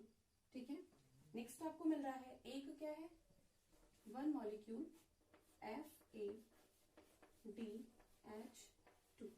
ठीक, नेक्स्ट आपको मिल रहा है कि GTP, एक मॉलिक्यूल ही है, 1 मॉलिक्यूल GTP। ये भी क्या एक तरह का ATP का फॉर्म ही है, ये चेंज हो जाता है, ETS में जाता है। अब आपको देखना है टोटल ATP कितना है। जैसा कि आप जानते हो कि एक NaDH2 बराबर होता है 3 ATP, एक FADH2 बराबर होता है 2 ATP और एक GTP बराबर होता है 1 ATP। ठीक है, तो यहाँ पर आपको दिया गया है, अगर इक्वल्स टू हम करते हैं तो एक NaDH2 बराबर होता है 3 ATP। तो 3 में 4 का मल्टीप्लीकेशन अगर करते हैं तो 4 3 से आपका होता है दैट इज 12। ठीक है, नेक्स्ट आपका आता है एक FADH2 बराबर होता है आपका 2 ATP। ठीक है, तो यहाँ पर आपका 2 इंटू अगर 1 करेंगे तो यहाँ पर आपके 2 आएंगे, और एक GTP बराबर होता है 1 ATP, 1 इंटू 1, टोटल आपके हो जाएंगे। अगर टोटल यहाँ पर करोगे तो कितने ATP बनेंगे, 12 प्लस 2 प्लस 1, टोटल आपके हो जाएंगे 15 ATP। ये आपको क्रैब साइकिल में मिल रहा है, और ये साइकिल सिर्फ और सिर्फ 1 बार यानी कि 1 टाइम्स अगर मूव कर रहे हैं तो आपको मिल रहा है 15 ATP। जैसे ये साइकिल 2 बार चलेगा, क्योंकि पायरुविक एसिड के कितने मॉलिक्यूल्स हैं, 2, अगर 2 बार चलेगा तो हम 15 इंटू 2 करेंगे तो आपको मिलेगी 30 ATP। ठीक है, ये टोटल आपको क्रैब साइकिल में पूछता है कि टोटल क्रैब साइकिल में टोटल ATP कितने का फॉर्मेशन होता है, तो आपको मिलता है आंसर 30। अब पूरा आपको प्रोसेस मिलेगा कि जो आपका एरोबिक रेस्पिरेशन जो हो रहा है प्लांट में, इसमें 2-3 स्टेप आपने पढ़े, glycolysis, formation of acetyl coenzyme A and next आपका था क्रैब साइकिल। ये 3 प्रोसेस में आपने कितने ATP को गेन किया, जिसको आपको फॉर्मेशन में आपको मिल रहा है। ठीक है, टोटल आपका कितना था 30, और यहाँ से ग्लूकोज से जब पायरुविक एसिड बन रहा था तो यहाँ पर आपको कितने ATP मिल रहे थे, टोटल नेट ATP, मैं लास्ट वीडियो में आपको बताई थी, टोटल ATP यहाँ पर मिल रहा था आपको 10, और उसमें से हमने 2 ATP लॉस हो गए थे, 2 हमने माइनस किए थे, तो टोटल में से आपको नेट यहाँ देखा गया तो 8 ATP मिले थे। तो यहाँ पर 30 में जब हम 8 को ऐड करेंगे तो आपको टोटल हो जाएगा, यहाँ टोटल आपका ATP हो जाएगा 38 ATP। ठीक है, ये आपके आंसर्स हो जाते हैं। तो यहाँ पर क्वेश्चन पूछता है कि एरोबिक रेस्पिरेशन में, जो प्लांट में एरोबिक रेस्पिरेशन होता है, उसमें कितने मॉलिक्यूल ATP का फॉर्मेशन होता है। तो टोटल आपका ATP का formation in the aerobic respiration is the 38 ATP। सो यहाँ तक आपका हो जाता है एरोबिक रेस्पिरेशन। अब नेक्स्ट स्टेप आपका देता है कि ETS यानी इलेक्ट्रॉन ट्रांसपोर्ट सिस्टम, यानी कि आपको दिया गया जितने ATP का सिंथेसिस अभी तक हम लोग करवाए हैं, इस ATP का यूज कैसे होगा, और ये NaDH2 है, FADH2 है, GTP है, ये कैसे कन्वर्ट होगा ATP के फॉर्म में, ये पढ़ेंगे हम ETS में, यानी कि इलेक्ट्रॉन ट्रांसपोर्ट सिस्टम में। ये ETS क्या होता है? Electron transport system. इसमें हम करते क्या है कि जो भी ग्लाइकोलिसिस एस्टर कोएंजाइम ए या क्रैब साइकिल अब तक हमने करवाया और उसमें जो भी हम एनर्जी का प्रोडक्शन करवाए हैं in the form of NADS2 and FADS2, इसको हम कैसे कन्वर्ट करेंगे ATP के फॉर्म में और इसका यूटिलाइजेशन हम कैसे करेंगे, ये सारी चीजें हम ETS के थ्रू करते हैं। तो सबसे पहले समझते हैं ETS होता कैसे है। So how to convert NADP and FADS2 to ATP, इसको समझना है। ठीक है, सो स्टार्ट करते हैं। आपका ATP कहाँ होता है? आपका साइटोप्लाज्म में। उसके बाद आपका था एस्टर कोएंजाइम ए और क्रैब साइकिल, ये दोनों आपके माइटोकॉन्ड्रिया में होता है। नेक्स्ट आपका जो ETS है, ETS ठीक है, इसको हम कहते हैं इलेक्ट्रॉन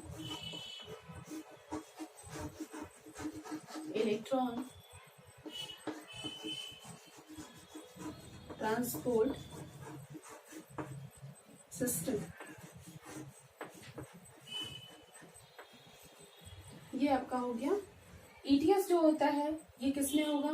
फर्स्ट पॉइंट वाइज अगर करें तो ETS जो होता है अकर्स इन माइटोकॉन्ड्रिया होता है, लेकिन हम कह सकते हैं कि जो आपका इनर मेम्ब्रेन होता है माइटोकॉन्ड्रिया का, तो आप कह सकते हो कि इंटर स्पेस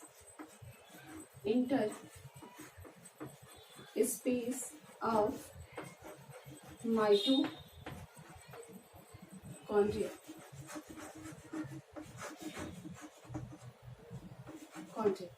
नेक्स्ट कि हम ETS में करते क्या है? To convert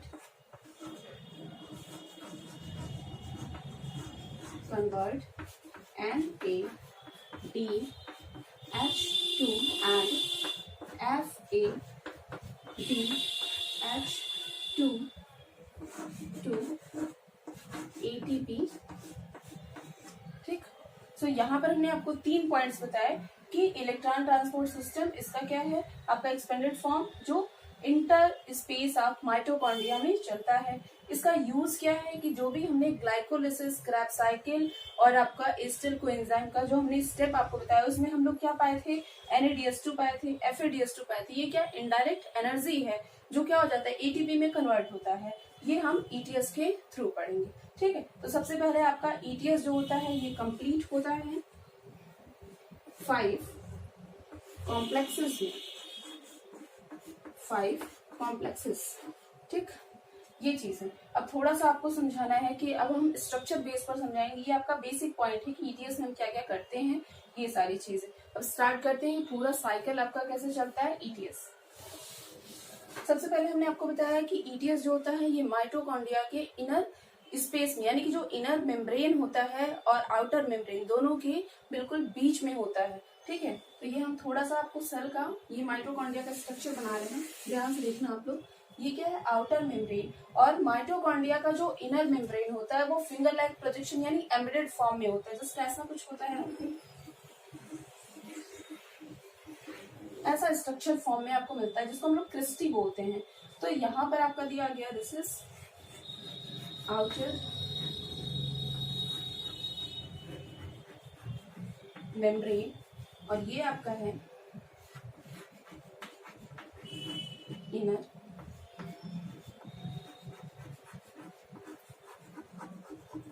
membrane. और ये जो आपके स्पेस बच रहे हैं, ये स्पेस, इसको हम बोलेंगे inter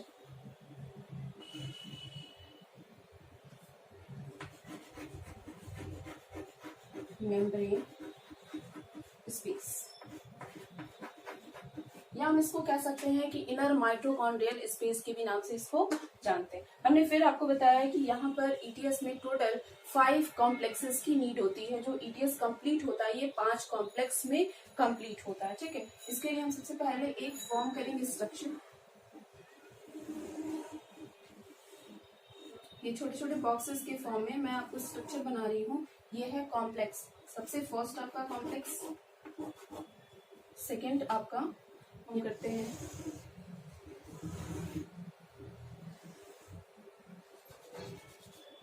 that is third, second, इसके बाद आपका होगा फोर्थ,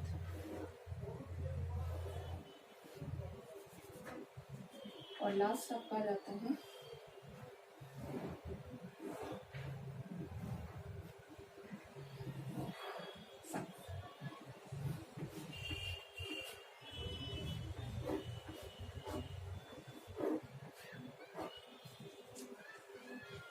यहाँ पर टोटल कॉम्प्लेक्सेस आपको फॉर्म करने थे।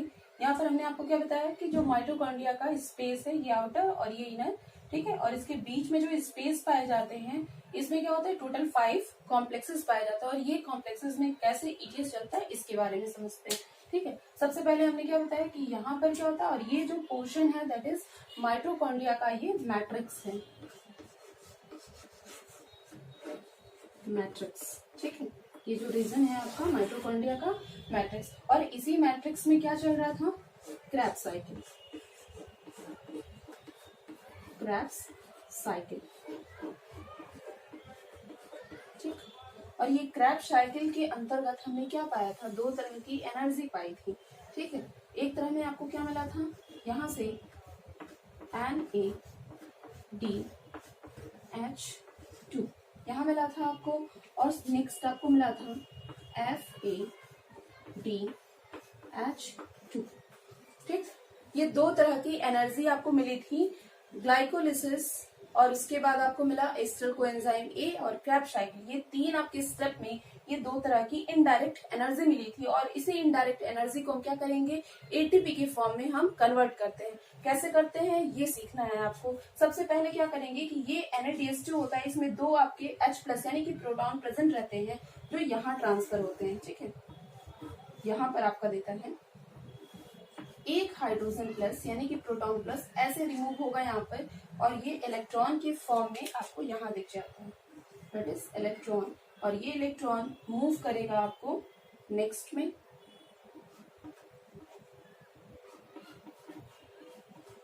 FMN, ठीक, और नेक्स्ट स्टेप में आपका जाएगा दैट इज FES।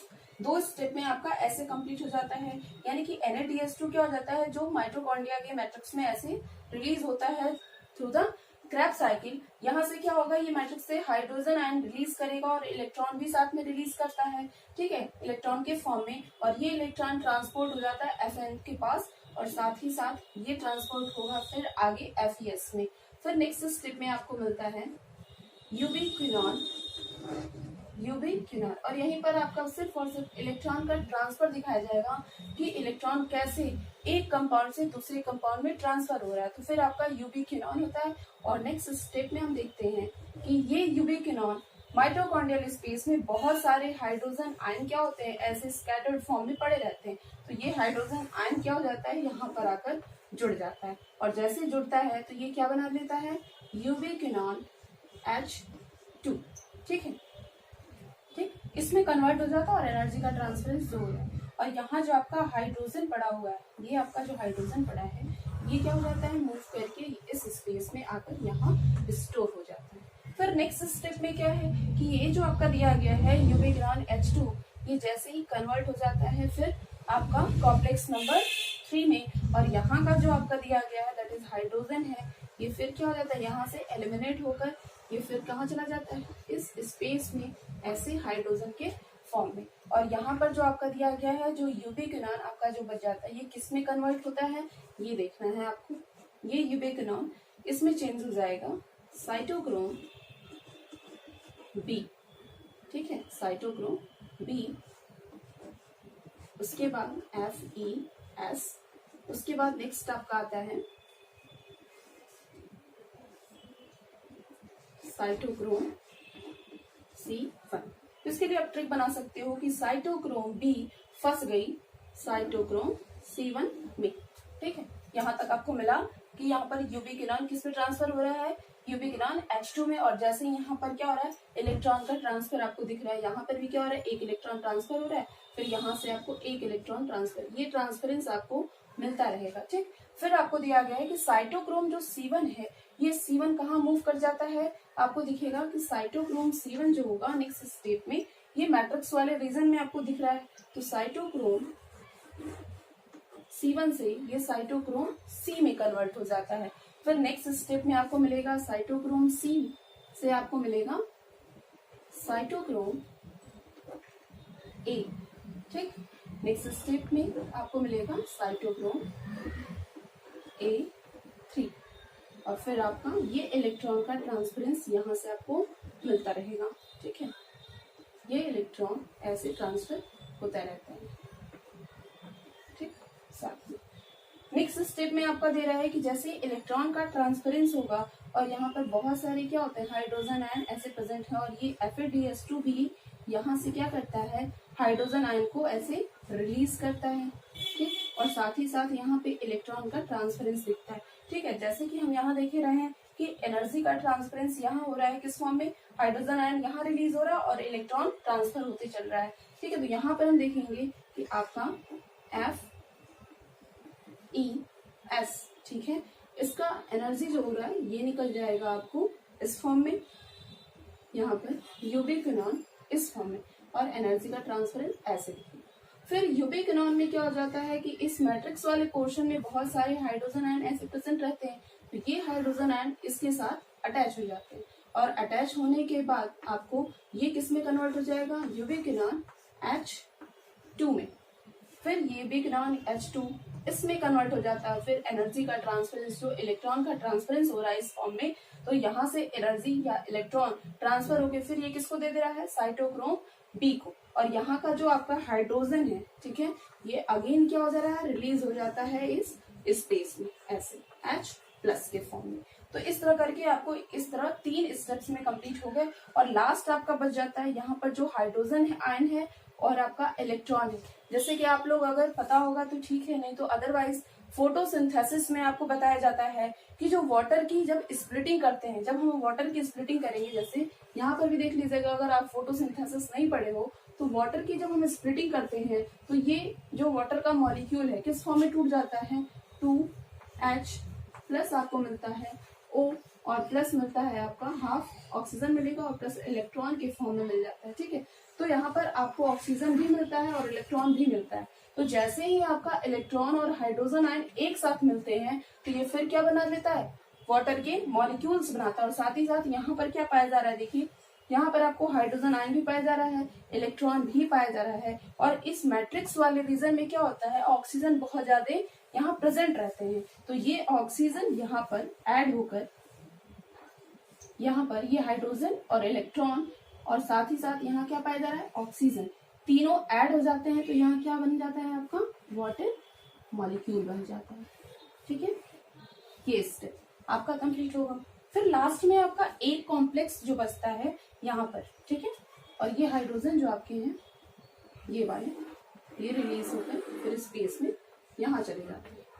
इस तरह करके आपको टोटल 4 यहाँ पर हो जाएंगे। जैसे हम कहेंगे कि ETS में क्या हो जाता है जो इलेक्ट्रॉन है ये ट्रांसफर होता जाता है और जो आपके हाइड्रोजन आयन है ये मूव करके कहाँ चला जाता है इस स्पेस में चला जाता है। और लास्ट आपका जो कॉम्प्लेक्स बचा है कॉम्प्लेक्स नंबर 5, इसको हम नाम देते हैं कॉम्प्लेक्स नंबर 5 को F0 F1, ठीक है, यहाँ नाम देते हैं। और जो ये आपका दिया गया है H+,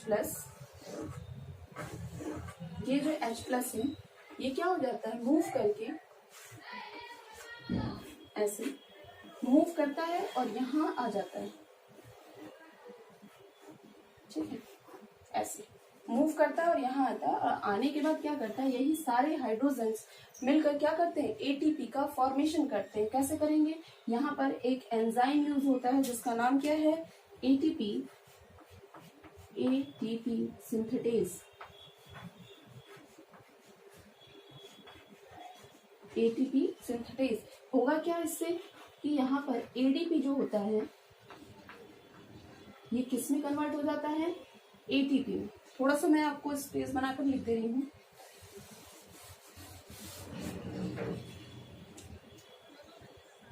यहाँ पर आपको वाटर मॉलिक्यूल्स यहाँ मिल जा रहे हैं, ठीक, और यहाँ पर आपका जो दिया गया है दैट इज ADP, ये हाइड्रोजन आयन की प्रेजेंस में क्या बनाने लग रहा है ATP। यही आपका लास्ट प्रोसेस हो जाता है, ठीक है, यहाँ पर, ठीक। तो ये हो गया आपका एटीपी फॉर्मेशन हो रहा है कैसे, इलेक्ट्रॉन के ट्रांसफर से, और ये इलेक्ट्रॉन कहाँ से रिलीज हो रहा है, NADH प्लस से और FADH प्लस से। तो इससे क्या हो रहा है, बहुत सारे हाइड्रोजन आयन यानी कि प्रोटॉन ग्रेडियंट और साथ ही साथ क्या हो रहा है, इलेक्ट्रॉन, ये दोनों का क्या हो जाता है, ऑक्सीडेशन और रिडक्शन दोनों प्रोसेस यहाँ पर पाए जाते हैं, और इस वजह से हम इलेक्ट्रॉन का और हाइड्रोजन आयन के रिडक्शन या हम कह सकते हैं ऑक्सीडेशन या ट्रांसफर को हम कहने लगते हैं ऑक्सीडेटिव फॉस्फोराइलेशन। तो हम थोड़ा सा समझेंगे इसके बाद कि आपको ऑक्सीडेटिव फॉस्फोराइलेशन क्या होता है, फिर फॉस्फोराइलेशन क्या होता है। थोड़ा सा इसको आप लोग देख लीजिए, अगर स्क्रीनशॉट लेना है तो आप ले सकते हो। ठीक है, मैं एक बार और रिवाइज कर दे रही हूँ बहुत फास्ट। यहाँ पर दिया गया है कि जो ईटीएस है ये आपका कहाँ पाया जाता है, माइटोकॉन्ड्रिया के बीच वाले स्पेस में, यानी कि आउटर और इनर मेम्ब्रेन है उसके बीच वाले स्पेस में ईटीएस साइकिल चलता है। इसमें क्या होता है, टोटल 5 कॉम्प्लेक्सेस यूज किए जाते हैं, first, second, third, fourth and 5, total 5 complexes use किए जाते हैं। इसमें होता क्या है कि जो हम लोग 3 स्टेप्स यानी ग्लाइकोलिसिस, एस्टर कोएंजाइम ए और आपका लास्ट है क्रेब्स साइकिल, जिससे हम लोग क्या किए हैं कि एनर्जी का हम लोग फॉर्मेशन करवाए थे, किस फॉर्म में, NADH2 और FADH2 के फॉर्म में ये हमको एनर्जी मिली थी। लेकिन ये एनर्जी इनडायरेक्ट हम इसको यूज नहीं कर सकते, हम एनर्जी को किस फॉर्म में यूज करते हैं, ATP के फॉर्म में। सो ETS के थ्रू हम क्या करते हैं कि इस एनर्जी को क्या करेंगे, ATP के फॉर्म में कन्वर्ट करते हैं। तो इसके लिए हमें जरूरी क्या है कि हम मैट्रिक्स से यहाँ का क्या कर रहे हैं कि NADH2 और FADH2 से हाइड्रोजन आयन को रिलीज करवाते हैं, और साथ ही साथ इलेक्ट्रॉन का भी क्या होता है, रिलीजिंग होता है। और सबसे फर्स्ट स्टेप में आपको क्या दिखता है, FMN, फिर आपका FES, इसमें इलेक्ट्रॉन का ट्रांसफरेंस दिखता है। तो FES से यहाँ पर मैट्रिक्स में आपको क्या दिखा कि यूबिक्विनॉन, फिर यूबिक्विनॉन H2, और ये जितने भी हाइड्रोजन आयन है ये मूव करके क्या हो रहे हैं कि इनर स्पेस के सबसे ऊपर वाले लेयर पर एक्युमुलेट हो जाते हैं, और लास्ट ये सारे हाइड्रोजन एक्युमुलेट होकर इस लास्ट वाले कॉम्प्लेक्स में आकर क्या करते हैं, ATP सिंथेटेज के प्रेजेंस में ATP का फॉर्मेशन करने लगते हैं। तो इस तरह हो गया आपका इलेक्ट्रॉन ट्रांसपोर्ट सिस्टम। फिर आपको थोड़ा सा एंजाइम में बता दे रही हूँ जो इम्पोर्टेंट है बहुत ज्यादा। यहाँ पर एक एंजाइम जैसे NADH2 जो होता है, जब ये ब्रेक करता है FMN में, तो यहाँ पर एक एंजाइम यूज होता है, जैसे जिसका नाम है, जो ब्रेक हो रहा है तो उसका नाम ले लेंगे NADH, और ये आपका टूट रहा है तो इसको हम बोलते हैं डिहाइड्रोजिनेज। ठीक है, NADH डिहाइड्रोजिनेज, ये एंजाइम यूज होता है। उसी तरह FADH2 है तो यहाँ पर जो एंजाइम यूज होता है दैट इज FADH डिहाइड्रोजिनेज।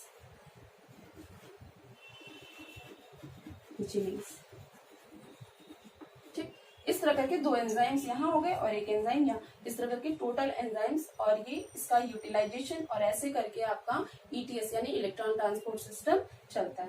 ठीक है, नेक्स्ट स्टेप में थोड़ा सा मैं आपको डिफरेंस बता दे रही हूँ कि सबसे पहले फॉस्फोराइलेशन क्या होता है, उसके बाद फोटो फॉस्फोराइलेशन क्या होता है, और ये ऑक्सीजन जो आपका यहाँ बताया जा रहा है, ये ऑक्सीजन ये कैसे एक्ट करता है। ऑक्सीजन जो होता है पूरे ETS में, ठीक है, हाइड्रोजन आयन और प्लस इलेक्ट्रॉन को क्या करता है, एक्सेप्ट करने का काम करता है। सो हम ऑक्सीजन को क्या कहते हैं कि oxygen is the last hydrogen ion acceptor in the ETS। ठीक, मैं 2 चीजें आपको बताई कि फोटो फॉस्फोराइलेशन क्या होता है और ऑक्सीडेटिव फॉस्फोराइलेशन क्या होता है, दोनों के बीच का डिफरेंस समझ लीजिए। सबसे पहले आपका दिया गया है कि फॉस्फोराइलेशन क्या है।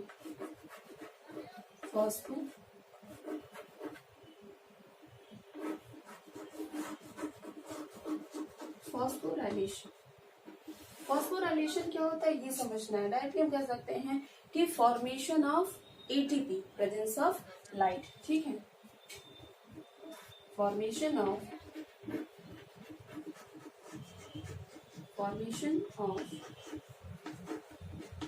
ATP in the presence of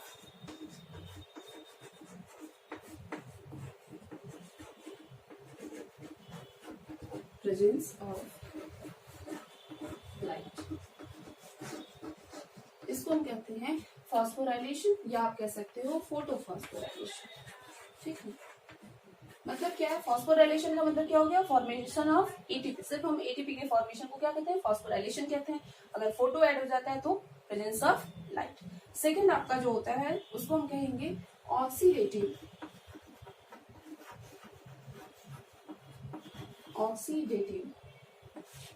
phosphorylation,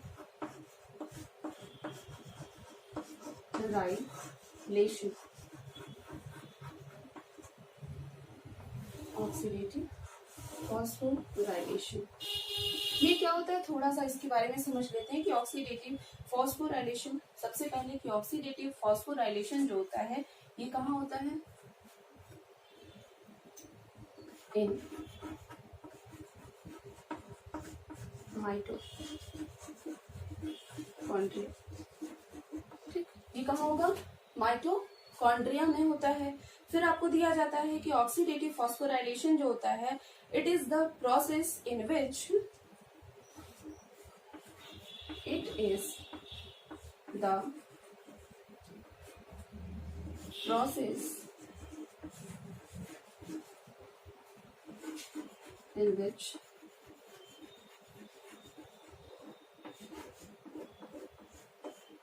ATP formed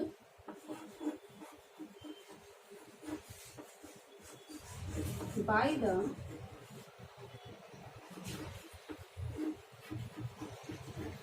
transfer of electron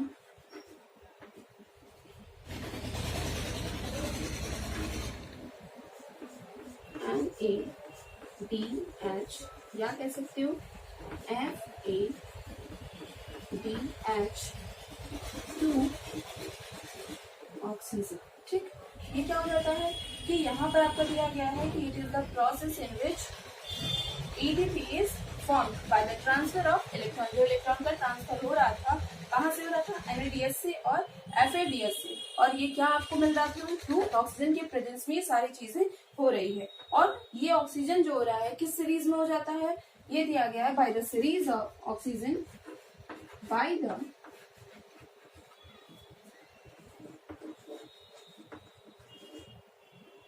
series of electron carrier. ठीक, यहाँ पर आपको बस लर्न करना है कि ऑक्सीडेटिव फॉस्फोराइलेशन क्या हो गया, ये माइटोकॉन्ड्रिया में प्रेजेंट रहता है और ये एक ऐसी प्रक्रिया होती है जिसमें ATP क्या हो जाता है, बनता है इलेक्ट्रॉन के ट्रांसफर से। और ये इलेक्ट्रॉन का ट्रांसफर कहाँ से हो रहा है, NAD आपका दिया गया NADH और FADH से। और इसमें क्या होगा कि ऑक्सीजन फॉर्म कर रहा है बाय द इलेक्ट्रॉन कैरियर के सीरीज के फॉर्म में। फिर आपको दिया जाता है कि जो ऑक्सीडेटिव फॉस्फोराइलेशन होता है ये आपके ATP सोर्स के लिए, यानी कि हम कह सकते हैं कि oxidative phosphorylation is the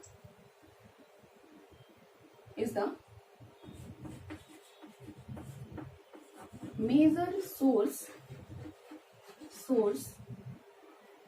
of ATP for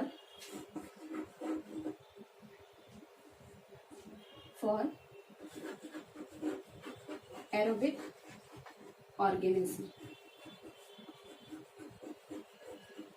ठीक, यहाँ तक आपका कंप्लीट हो जाता है ऑक्सीडेटिव फॉस्फोराइलेशन एंड फोटोफॉस्फोराइलेशन, दोनों के बीच का ये डिफरेंस है। ठीक है, आई होप कि आपको ये टॉपिक क्लियर हो गया हो। मतलब क्या होता है, एम्फी का मतलब अगर वर्ड लेते हैं यहाँ पर अगर ब्रेक करें तो एम्फी का मतलब, जैसे कि हम लोग अभी तक स्टार्टिंग जब आपको बताया गया होगा कि रेस्पिरेशन जो होता है एक तरह का कैटाबॉलिक प्रोसेस होता है, और बाकी चीजें जो हम लोग जैसे फोटोसिंथेसिस पढ़े थे तो वो क्या था, एनाबॉलिक प्रोसेस। एम्फी का मतलब क्या होता है कि जब ये दोनों प्रोसेस एक साथ होती हैं, ठीक है, यानी कि कैटाबॉलिक और एनाबॉलिक दोनों प्रोसेस एक साथ होने लगती हैं, तो इस प्रोसेस को हम कहते हैं एम्फीबॉलिक पाथवे। लेकिन स्टार्टिंग में हमने ये बताया था कि रेस्पिरेशन जो होता है एक तरह का क्या होता है, कैटाबॉलिक प्रोसेस होता है। ठीक है, कैटाबॉलिक प्रोसेस, ये हमने बताया था आपको कि रेस्पिरेशन जो होता है ये क्या है, आपका कैटाबॉलिक प्रोसेस। लेकिन हम एम्फी क्यों कह रहे हैं, अब एम्फी अगर कह रहे हैं तो मतलब क्या है कि इसमें एनाबॉलिक प्रोसेस भी पाया जाता होगा। तो यहाँ पर कैटाबॉलिक में जैसे कि रेस्पिरेशन में क्या हो रहा था कि ग्लूकोज जो आपका है, ग्लूकोज ये ऑक्सीजन के प्रेजेंस में क्या हो रहा था, ब्रेथ करके क्या बना रहा था, CO2 रिलीज हो जा रहा था।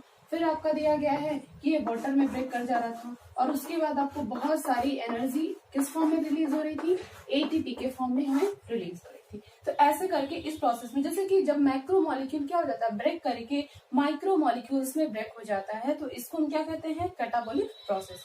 एनाबॉलिक में क्या हो जाता है, जब माइक्रो मॉलिक्यूल यानी छोटे छोटे मॉलिक्यूल जो होते हैं ये मिलकर क्या करते हैं, एक बड़ा मॉलिक्यूल जब बनाने लगते हैं, तो इससे हमें क्या कहते हैं, एनाबॉलिक प्रोसेस। अब आज थोड़ा सा हम समझेंगे कि एम्फीबोलिक पाथवे क्या है, एनाबोलिक। ठीक है, एनाबोलिक क्या हो जाएगा, जब ये प्रोसेस ऐसे चलेगा। ठीक है, अब नेक्स्ट समझाते हैं कि जैसे कि हमने प्लांट रेस्पिरेशन में आपको बताया था कि प्लांट रेस्पिरेशन में फर्स्ट प्रोसेस था ग्लाइकोलिसिस। ग्लाइकोलिसिस में हम लोग क्या किए थे कि ग्लूकोज का एक मॉलिक्यूल लिए थे और वो 10 स्टेप्स में कंप्लीट करके क्या कर रहा था, छोटा सा मॉलिक्यूल हमें दे रहा था, क्या, पायरुविक एसिड। और ग्लाइकोलिसिस में जो ग्लूकोज था वो उसमें कार्बन टोटल कितने थे, 6। अब 6 कार्बन का कंपाउंड ब्रेक करके 3 कार्बन के कंपाउंड में ब्रेक हो जा रहा था, जैसे कि पायरुविक एसिड जो है ये 3 कार्बन का कंपाउंड है। तो यही हम लोग पढ़ रहे थे। तो एक बड़ा सा मॉलिक्यूल क्या हो रहा है, छोटे से मॉलिक्यूल में ब्रेक कर जा रहा है, इसलिए हम इस प्रोसेस को क्या कहते हैं, कैटाबोलिक। लेकिन कैसे ये एनाबोलिक भी होता है और दोनों मिला के एम्फीबोलिक हम कैसे कहते हैं, थोड़ा सा समझते हैं इसके बारे में। देखिए, सबसे पहले क्या था कि हम एम्फीबोलिक पाथवे में क्या कर रहे थे, ग्लूकोज ले रहे थे, ग्लूकोज।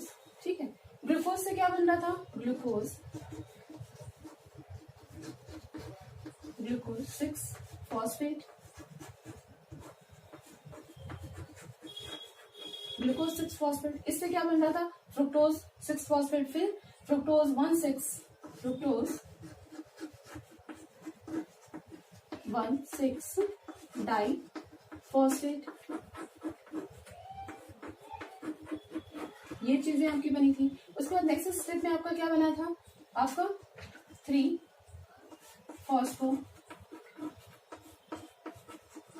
फॉस्फोग्लिसरॉल्डिहाइड।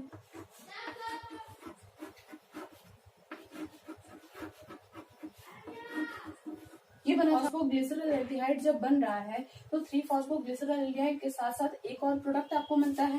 ठीक है, एक और प्रोडक्ट में आपको क्या दिख जाता है, जैसे कि ये 3 फ्रुक्टोज 1,6 बाइफॉस्फेट के बाद आपको 3 फॉस्फोग्लिसरॉल्डिहाइड जब मिलता है तो ये क्या हो जाता है, एक और चीजें प्रोडक्ट बनाता है।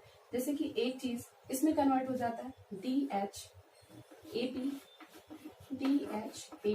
मतलब क्या है, डाई हाइड्रोक्सी एसीटोन फॉस्फेट। या तो फ्रुक्टोज 1,6 डाई फॉस्फेट जो होता है या तो इसमें कन्वर्ट हो जाता है 3PGL में, या तो DHAP में कन्वर्ट हो जाता है। फिर आपको नेक्स्ट स्टेप में क्या मिलता है कि 3 फॉस्फोग्लिसरॉल्डिहाइड से क्या बनता है, फिर 3 फॉस्फोग्लिसरिक एसिड बनता है, फिर 2 फॉस्फो बनता है। उसके बाद आपको क्या बनता है, फॉस्फोइनॉल पायरुविक एसिड, जिसको सॉल्ट में हम लोग क्या बोलते हैं, फॉस्फोइनॉल पायरुविक एसिड। ठीक है, फिर नेक्स्ट स्टेप में आपको मिलेगा पायरुविक एसिड। ठीक है, और नेक्स्ट स्टेप में हमें क्या मिला था कि पायरुविक एसिड से हम लोग क्या करवा रहे थे, ये तो प्रोसेस आपका टोटल हो गया। ये ग्लाइकोलिसिस आपका ये प्रोसेस जो हो रहा है टोटल यहां से लेकर अगर यहां तक हम देखते हैं तो ये प्रोसेस आपका क्या है, ग्लाइकोलिसिस। ठीक है, और इस ग्लाइकोलिसिस में हमें एनर्जी भी मिल रहा था। फिर नेक्स्ट स्टेप में जब हम पायरुविक एसिड यहाँ पा गए थे तो पायरुविक एसिड से नेक्स्ट स्टेप हम क्या कर रहे थे, formation of Easter coenzyme A। तो यहाँ पर आपको मिला ग्लूकोज के पास टोटल कार्बन कितने थे, 6, पायरुविक एसिड के पास टोटल कार्बन आपको 3 और ये 2 मॉलिक्यूल्स मिल रहा है। यही हो रहा था आपका। नेक्स्ट है कि आपका ईस्टर कोएंजाइम A इसमें कन्वर्ट हो जा रहा था। फिर आपका देता है कि अगर ईस्टर कोएंजाइम यहाँ तक प्रोसेस हो गया तो मेन प्रोडक्ट आपका क्या बना कि ईस्टर कोएंजाइम B। फिर ईस्टर कोएंजाइम से नेक्स्ट स्टेप में हम क्या लिख रहे थे, यहाँ पर आपको मिल रहा था क्रेब्स साइकिल। ये किसमें जाता है, क्रेब्स साइकिल में। ठीक है, क्रेब्स साइकिल में यही आपका मेन प्रोसेस हो जाता है, क्रेब्स साइकिल। ठीक है,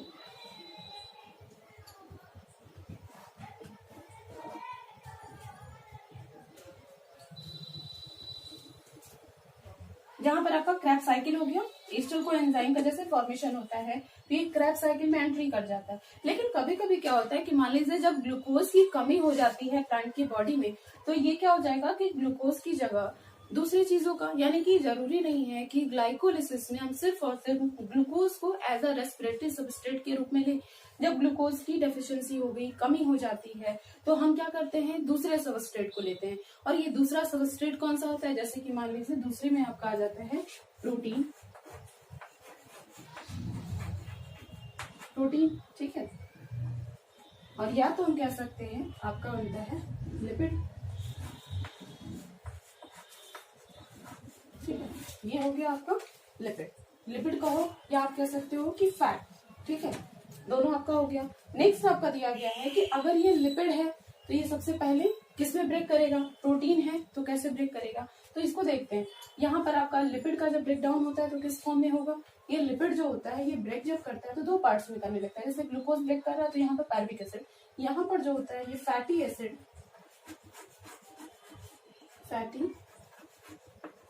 एसिड और प्लस देता है ग्लिसरॉल, ठीक। फैटी एसिड और ग्लिसरॉल जो होता है ये जब कन्वर्ट होता है तो इसमें कन्वर्ट हो जाता है, ठीक। और फिर आगे की प्रोसेसिंग यहीं से ऐसे स्टार्ट होती है, यानी ग्लिसरॉल जो कन्वर्ट हुआ लिपिड से यहाँ पर ग्लिसरॉल में, ये कन्वर्ट होगा DHAP या तो 3-फॉस्फोग्लिसरॉल्डिहाइड, फिर आपका पेप में पैर्विक एसिड, फिर एस्टर कोएंजाइम, फिर क्रैब साइकिल में ऐसे मूव हो जाता है। और जो आपका फैटी एसिड है, ये फैटी एसिड डायरेक्ट आता है और एस्टर कोएंजाइम में एंटर कर जाता है, ठीक। यानी कि फैटी एसिड जब ब्रेक करता है तो एस्टर कोएंजाइम में एंटर कर जाता है, डायरेक्टली एस्टर कोएंजाइम में ब्रेक करता है, ठीक है। तो इस तरह करके ये फिर आगे की प्रोसेसिंग फिर स्टार्ट होता है। एस्टर कोएंजाइम जब बन जाएगा तो क्रैब साइकिल में फिर एंटर कर जाएगा। उसी तरह जब ये प्रोटीन होता है तो प्रोटीन किस में ब्रेक करता है, एमिनो एसिड्स में, एमिनो एसिड्स में, इसमें चला जाएगा पैर्विक एसिड में, ठीक है। ये आपको मिलता है। लिपिड का ब्रेक डाउन होगा तो ये दो पार्ट्स में ब्रेक करता है, fatty acid and glycerol. Glycerol जो होता है जैसे ब्रेक होता है तो ये DHAP या तो 3-फॉस्फोग्लिसरॉल्डिहाइड में कन्वर्ट हो जाएगा, और उसके बाद यहाँ से क्या हो जाएगा, फॉस्फोइनॉल पायरुवेट में कन्वर्ट होगा, देन पैर्विक एसिड, और उसके बाद एस्टर कोएंजाइम A, और ये फिर क्रैब साइकिल में आगे मूव करके एनर्जी का प्रोडक्शन। या तो फैटी एसिड अगर है तो फैटी एसिड क्या हो जाता है, डायरेक्ट ब्रेक करके ये एस्टर कोएंजाइम का फॉर्मेशन करता है, फिर क्रैब साइकिल में वैसी साइकिल्स पूरी चलती है। प्रोटीन का अगर ब्रेक डाउन है तो प्रोटीन जो होता है ब्रेक करके अमीनो एसिड का फॉर्मेशन करता है, और अमीनो एसिड जब ब्रेक करता है तो ये किसका फॉर्मेशन कर देता है, पैर्विक एसिड का। ये पैर्विक एसिड का फॉर्मेशन करेगा। फिर जैसे साइकिल है, पैर्विक एसिड किस में कन्वर्ट हुआ, एस्टर कोएंजाइम A में, फिर क्रैब साइकिल में, ऐसे करके ये क्रैब साइकिल चलती है। और क्रैब साइकिल में क्या हो जाता है, यहाँ पर CO2 रिलीज होता है, फिर यहाँ वाटर भी रिलीज होता है, ठीक है। तो यहाँ पर आप क्या देख रहे हो कि ये जो बड़ा सा मॉलिक्यूल है ग्लूकोज है 6 कार्बन का, और ब्रेक हो रहा है तो कितने कार्बन का बना दे रहा है, यहाँ पैर्विक एसिड है ये 3 कार्बन का है, एस्टर कोएंजाइम 2 कार्बन का है। ऐसे करके क्या हो रहा है, ये छोटे छोटे मॉलिक्यूल्स में ब्रेक कर जा रहा है। तो ये प्रोसेस कैसा हो जाता है, कैटाबोलिक प्रोसेस, ठीक है। यहाँ पर मैं लिख दे रही हूँ, दीज आर कैटाबोलिक प्रोसेस। यहाँ पर ये प्रोसेस हो गया कैटाबोलिक। उसी तरह प्रोटीन जो होता है, प्रोटीन बहुत ज्यादा कॉम्प्लेक्स मटेरियल होता है, और प्रोटीन जो है ये ब्रेक करता है एक सिंपलेस्ट फॉर्म को। एमिनो एसिड जो होता है, जैसे कि ग्रुप ऑफ एमिनो एसिड ही क्या बनाता है, प्रोटीन। तो ये प्रोटीन का सिंपलेस्ट फॉर्म है, छोटा सा पार्ट है, और फिर ये क्या कर रहा है, पैर्विक एसिड में कन्वर्ट हो रहा है। तो ये भी एक तरह का क्या हो गया, कैटाबोलिक प्रोसेस, कैटाबोलिक प्रोसेस,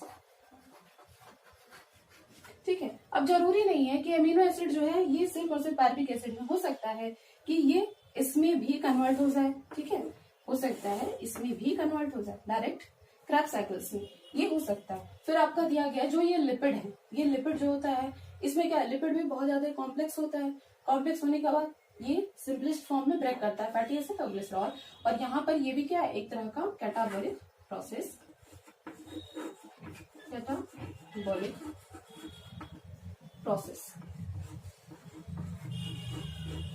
तो ये तो आपको पढ़ा गया कि रेस्पिरेशन जो होता है इसमें हम रेस्पिरेटरी सबस्ट्रेट के रूप में क्या लिए, ग्लूकोज। और जब ग्लूकोज की कमी हो जाती है या ग्लूकोज जब फिनिश होने लगता है तब हम लिपिड का यूज करते हैं। जब लिपिड फिनिश होने लगता है तो किसका यूज करते हैं, प्रोटीन का यूज करने लगते हैं, ठीक है। तो ऐसे करके ये सारी चीजें हम करते हैं। अब आपको नेक्स्ट दिया गया है कि तीनों प्रोसेस में आपको क्या हो रहा है कि एक कॉम्प्लेक्स कंपाउंड एक सिंपल कंपाउंड में ब्रेक करके टूट जा रहा है, ठीक है। तो यहाँ पर जब ब्रेक कर रहा है तो ये सिंपल कंपाउंड ऐसे आपको दिख रहा है जो CO2 में पूरी तरह कन्वर्ट हो जा रहा है। यहाँ पर फिर ग्लूकोज का ब्रेकडाउन भी यहाँ पर फाइनली क्रैब साइकिल में आते आते आपको क्या कर रहा है, बहुत सारी एनर्जी का प्रोडक्शन और साथ ही साथ CO2 और वाटर में रिलीज हो रहा है। नेक्स्ट प्रोटीन का अगर कर रहा है तो प्रोटीन भी क्या एक तरह का कॉम्प्लेक्स मटेरियल है, ये ब्रेक कर रहा है सिंपल फॉर्म में, और सिंपल से क्या हो रहा है कि आपको यहाँ पर भी पूरी तरह कंप्लीट इसका ऑक्सीडेशन हो जाता है CO2 और वाटर में। तो टोटल ये 3 प्रोसेस तीनों कैसे हैं, कैटाबॉलिक प्रोसेस में इंक्लूड कर दिए जाते हैं।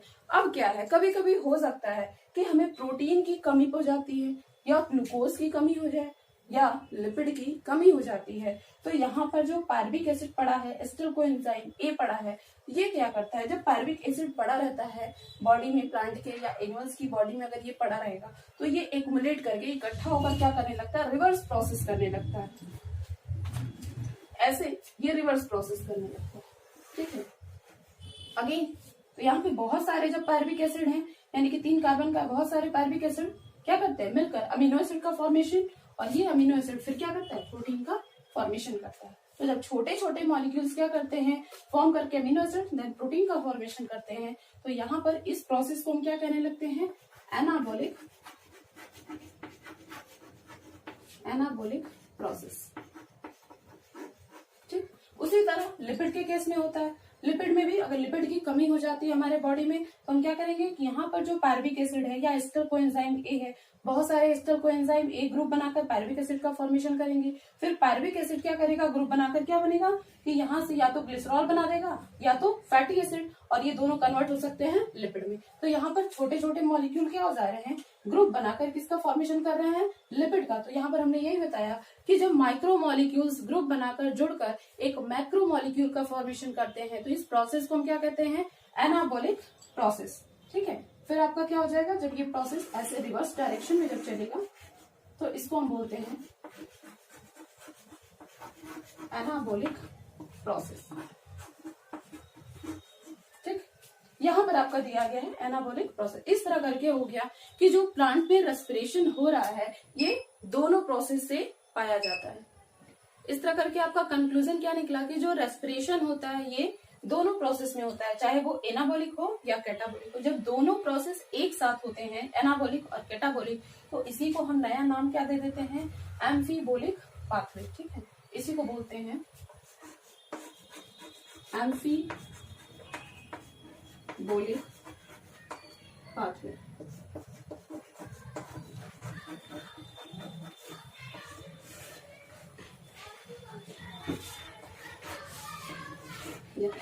तो आप डायरेक्टली कह सकते हो कि रेस्पिरेशन जो होता है एक तरह का एम्फीबोलिक पाथवे होता है, जिसमें कैटाबॉलिज्म भी होता है, यानी कि कैटाबॉलिक प्रोसेस भी होता है और एनाबॉलिक प्रोसेस भी होता है। आई होप कि ये आपको क्लियर हो गया हो, तो आप चाहो तो स्क्रीनशॉट ले सकते हो।